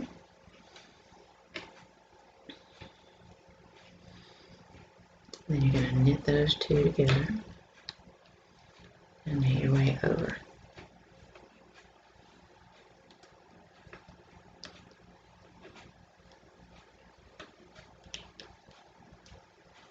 And then purl the two together.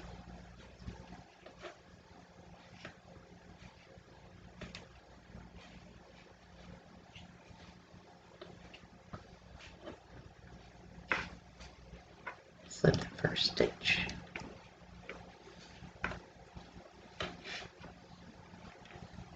Purl your way over. You're going to decrease again.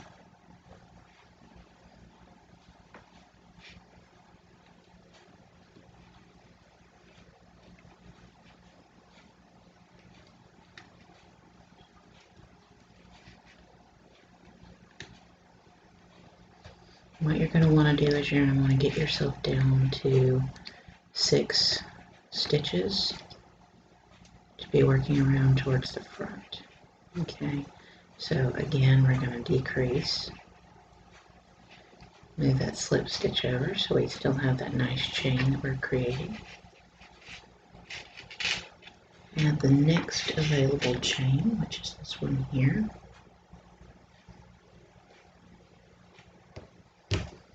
And if you stitch marked them all, you'll be able to see, okay?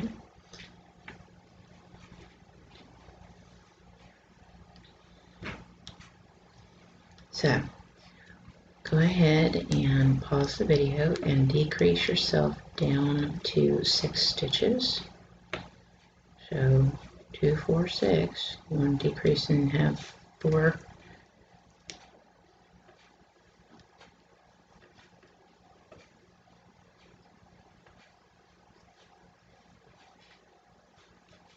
Pegs that are empty, okay? And what that's doing is it's tapering it off.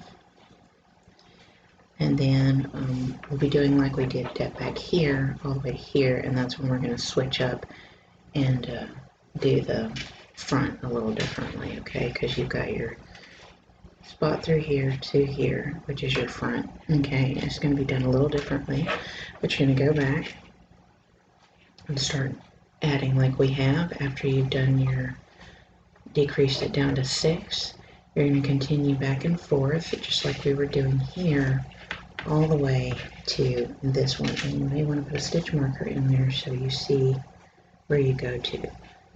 Okay, so when you get to here you're going to stop because we're going to switch up with what we're doing so that we add a curvature to the front.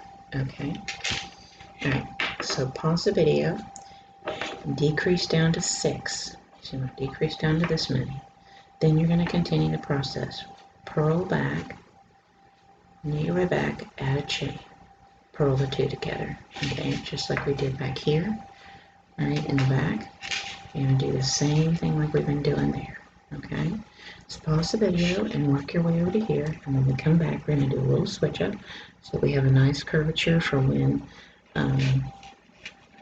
you have it go towards the front of the head. Okay, so pause the video, get that much done. Okay, if you've been working on the round version, you can see you're down to 6 stitches, and you've done your angle, and you've decreased down, and you're to your next slipped column, okay, and then you've got to work the front. When working the front, you're going to repeat this over and over all the way over to here, which I'm going to put a stitch marker there. So I know where to stop. Okay.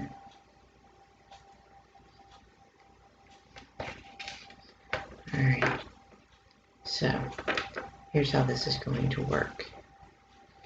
You're going to slip that first stitch, purl your way over,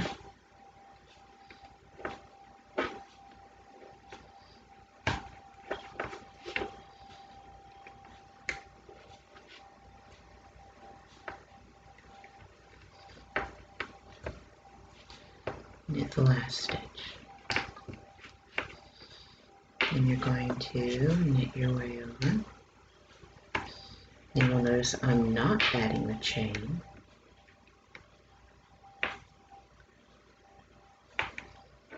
Alright, so purl, knit, slip, purl, and then you'll add a chain. So there's a row in between. And what this is going to do is it's actually going to sit out more because you need to give it more rows. Okay. And this is going to add a element to the brim where it does what it's supposed to in the front. Okay, so you're going to add that chain now.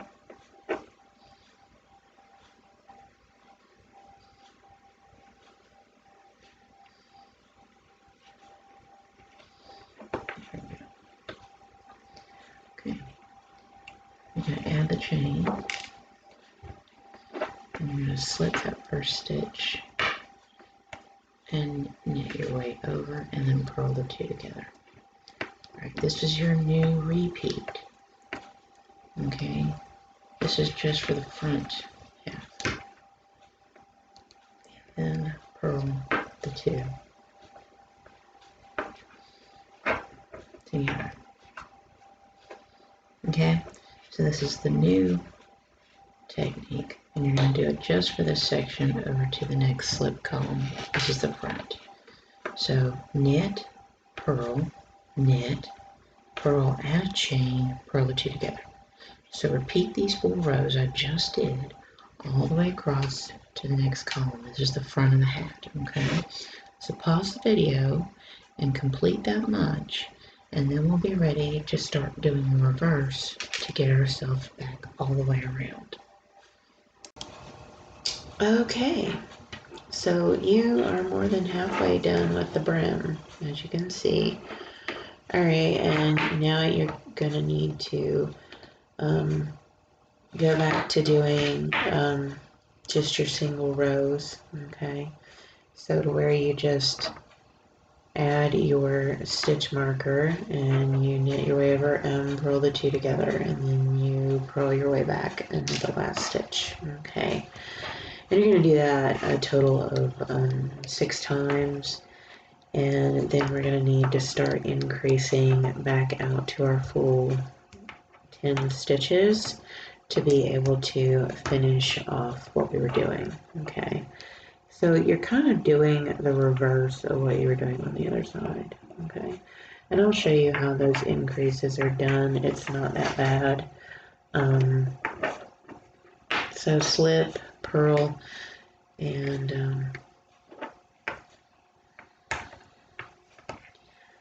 At this point, it's working like you had been, so we're not doing the double rows in between or adding on, okay?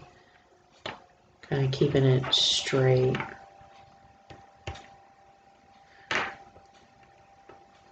Okay, so knit one, and I always like to add my chain first. So that was one, and this is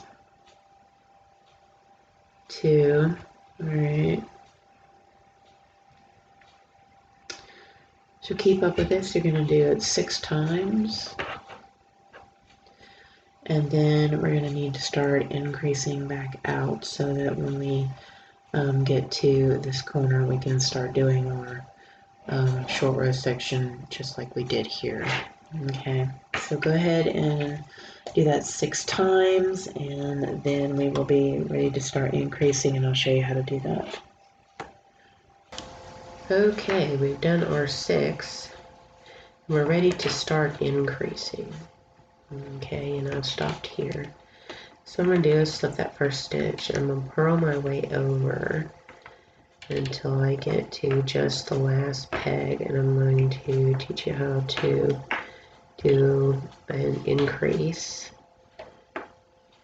Right, the way I do it. You can do it different ways, but I don't want to lose my chain stitch on the end. So what I like to do, I like to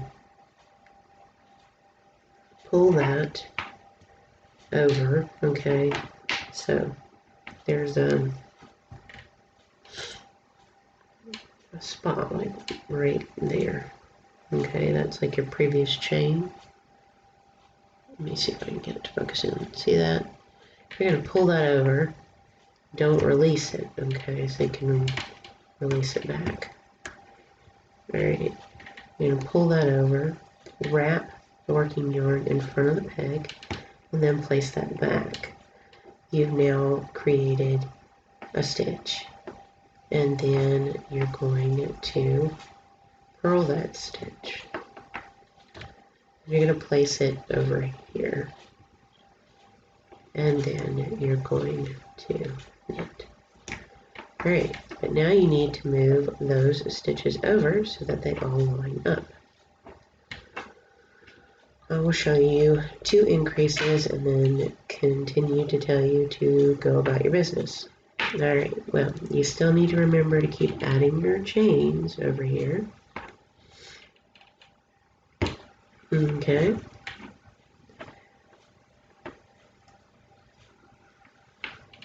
And then you're just going to knit your way over.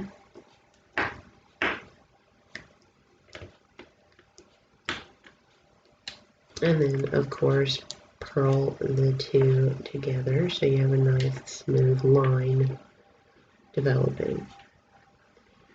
Alright. And then you're going to repeat that kind of increasing again, right? So you're going to slip that first stitch, you're going to purl your way over to your last stitch, and then I will show you how to increase again. And with my increasing, if it's a little stranger than what you're used to, is I'm absolutely trying to leave there no holes. And I find the problem with increasing on looms is very often you will end up with holes if you do some of the similar increases that are out there. Okay, so you want to find that previous stitch, which is right there. So you want to find that previous stitch, which is right there. You're going to pull that back. Get that out of the way. Alright, you're going to pull that back. Put the working yarn in front. Okay, you put the working yarn in front. Then you place that stitch back. Then I go around the back of the peg. I go ahead and I purl it. I move it over. Then I knit the next stitch, and then I simply move everything over by 1. Okay, we've now just increased by 2. And at this point, you're going to knit your way over. Don't forget to add your chain at the end. Okay? At this point, I have 2 more increases. Okay? So go ahead and pause the video and keep this process going until you have all 10 stitches back on. That should stop at about here or one after. When you get there, what we're going to do is a short row section, just like we did over here.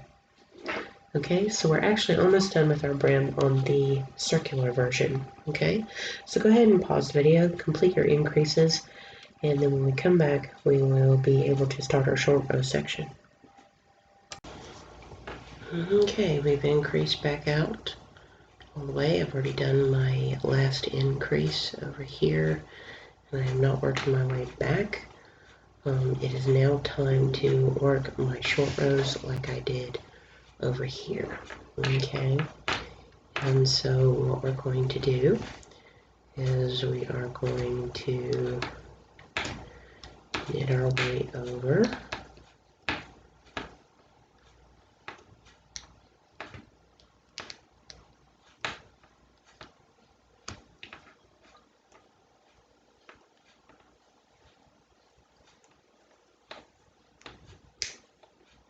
Wrap, turn, and purl your way back to the end, and of course slip the last stitch. Alright, so same short row section that we did with over here, I'm going to do here, and it gets that squared off point in the back.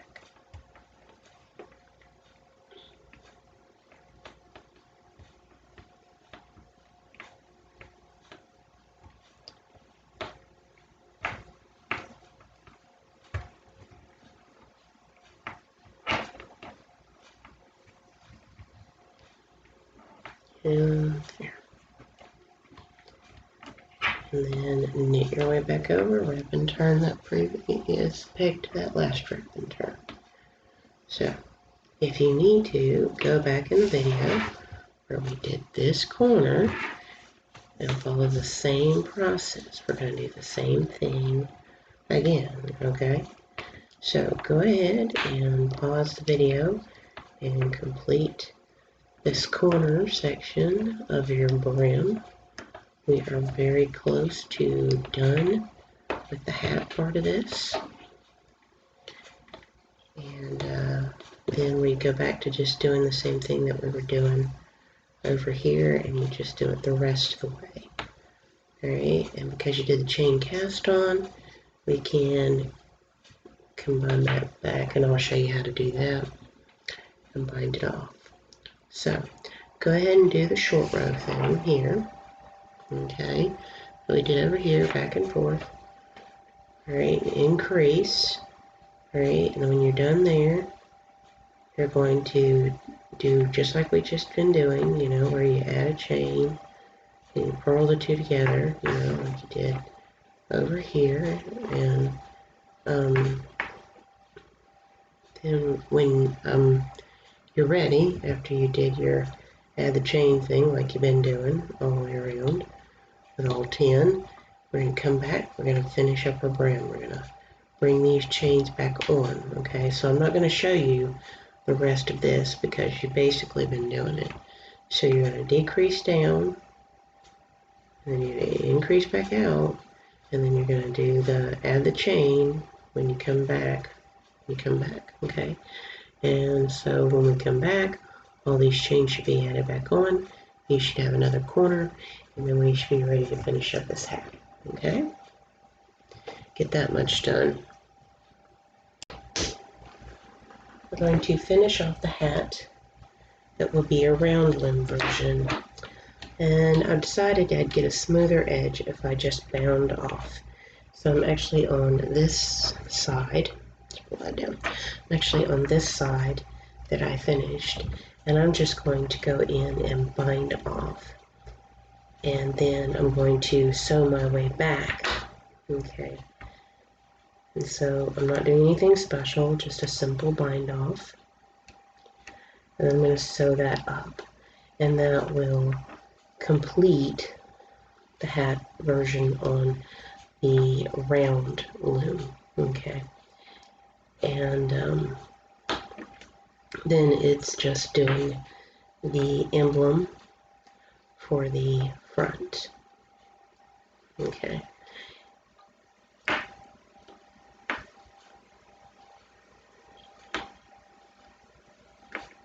And y'all may like this hat just for even something simple. You could do a different color, and it can be just a nice cloche hat or whatnot, if you would like.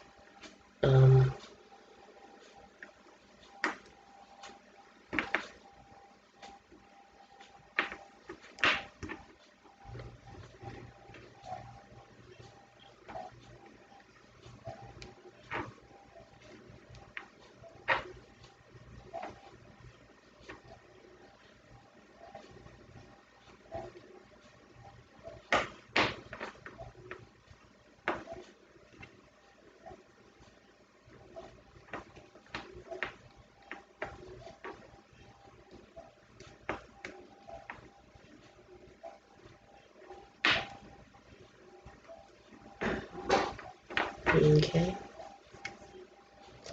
And I'm going to cut me pretty good length so I can sew with and pull it through. Okay. Now, you have a nice set of chains here and here. And what you're going to do is follow them and sew up the back end. Okay.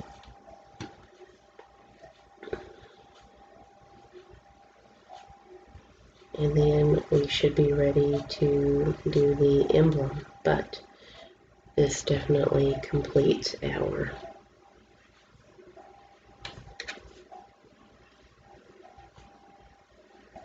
so you find your chain, and you find your chain, you send it through.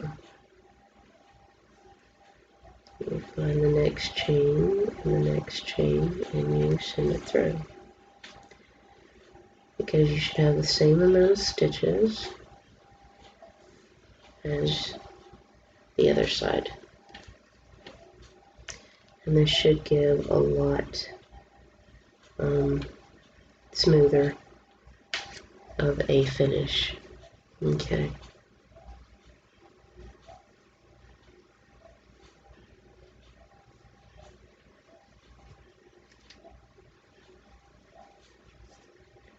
Find your next chain and your next chain and sew it up.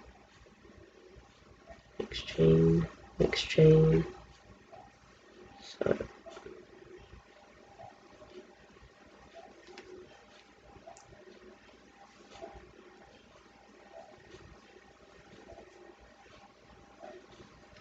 Okay.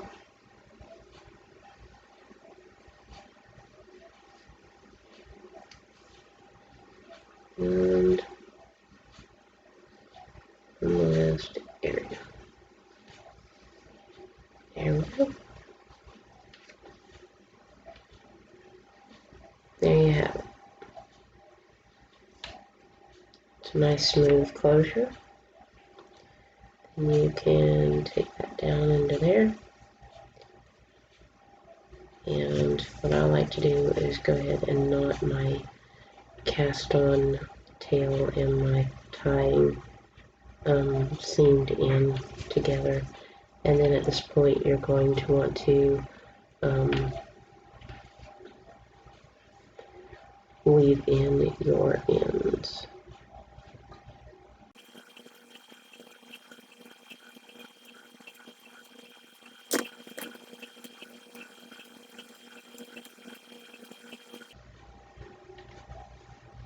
Okay.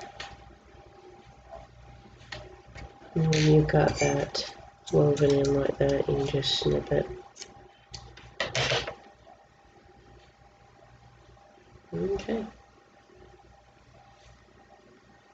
And that makes your circular loom version. Okay? And this will probably fit a newborn baby if you wanted to do a real simple kind of Halloween costume. Okay.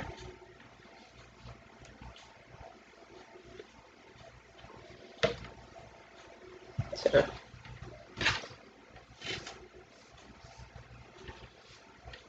alright.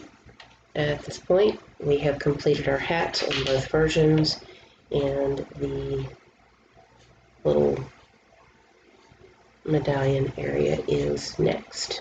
Okay, so I'm going to pause my video and get myself situated and ready for that, and then we will go from there.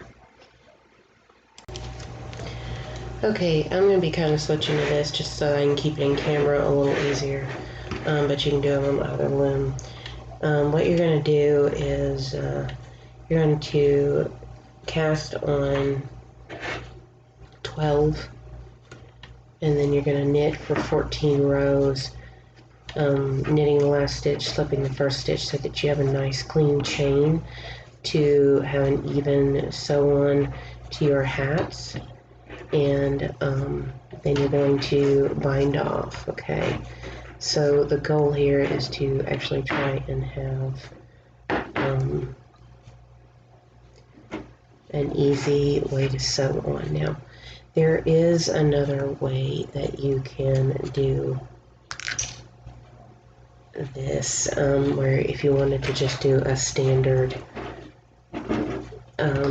cast on, you can.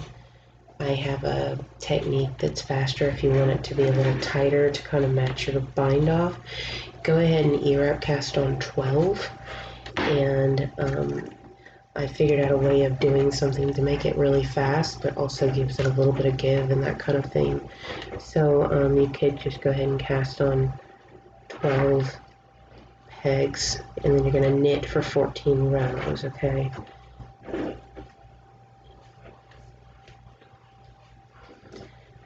And this is easy.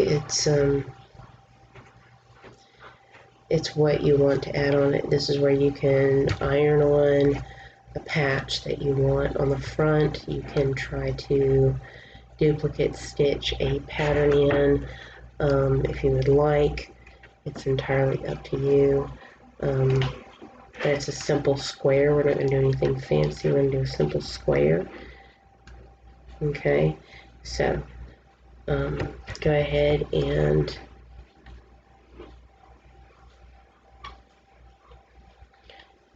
knit back and forth for 14 rows, and you'll want to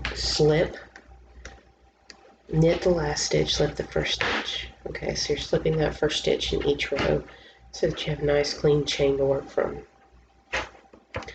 And when we are done with it, I'm going to show you a nice little trick. Okay. Alright, so pause the video and get your rows done. Alright, and slipping that first stitch, you're just going to skip it. Okay? So, go ahead and knit your way over. Alright? Okay, I've done my rows, as you can see. And what I want to do now is just bind off. Okay? So, just going to go in and bind off like normal.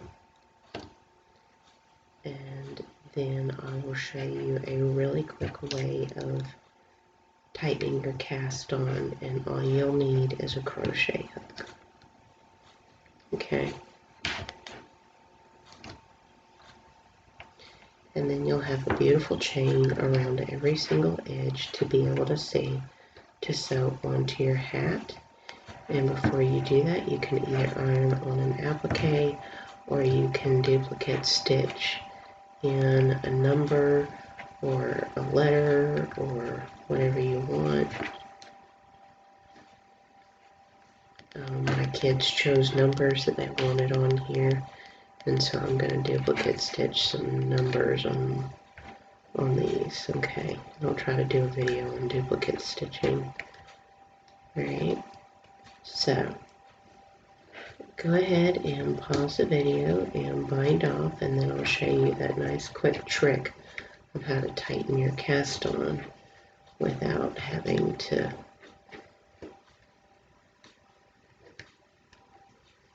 get all technical. All you need is a crochet hook. Okay, well, here's my bind off edge. Here's my knit and slip edge, which creates a chain.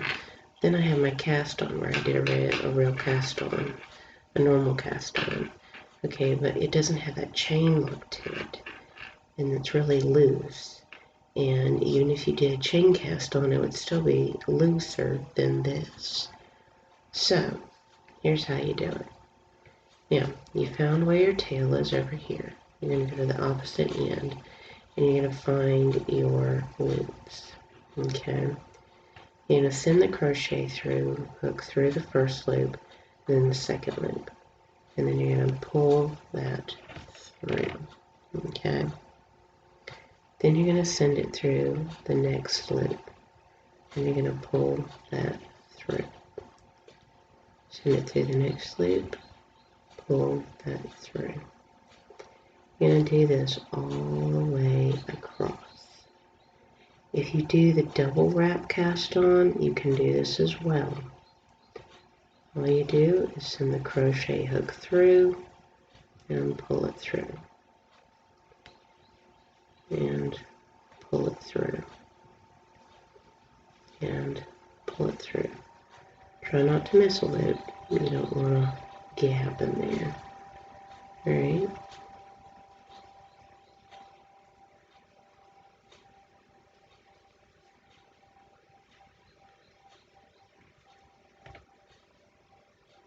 And one more.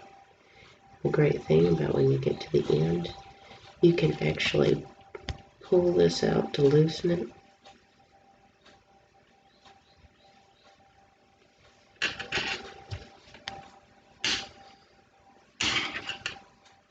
And then you can just get that tail in there. And that is how you can go about tightening up your cast on. Okay.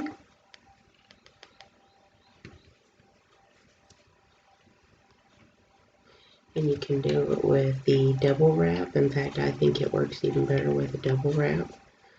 Tightening that cast on. But that's how you can do it and get a chain, and a chain, and a chain, making it easier to sew down and that kind of thing, and not have that loose stitch edge. Okay, so there you go. That's how you tighten your cast on there with a crochet hook.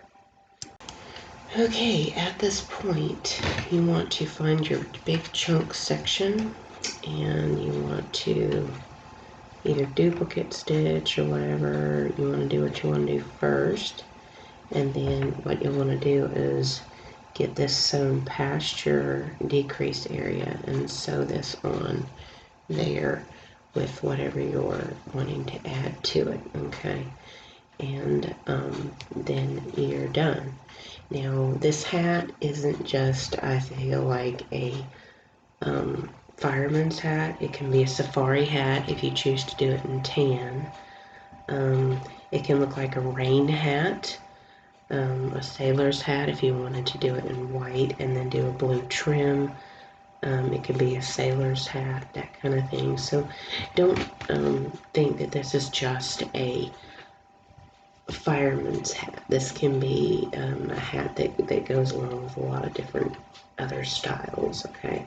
But you do the same thing with the small version.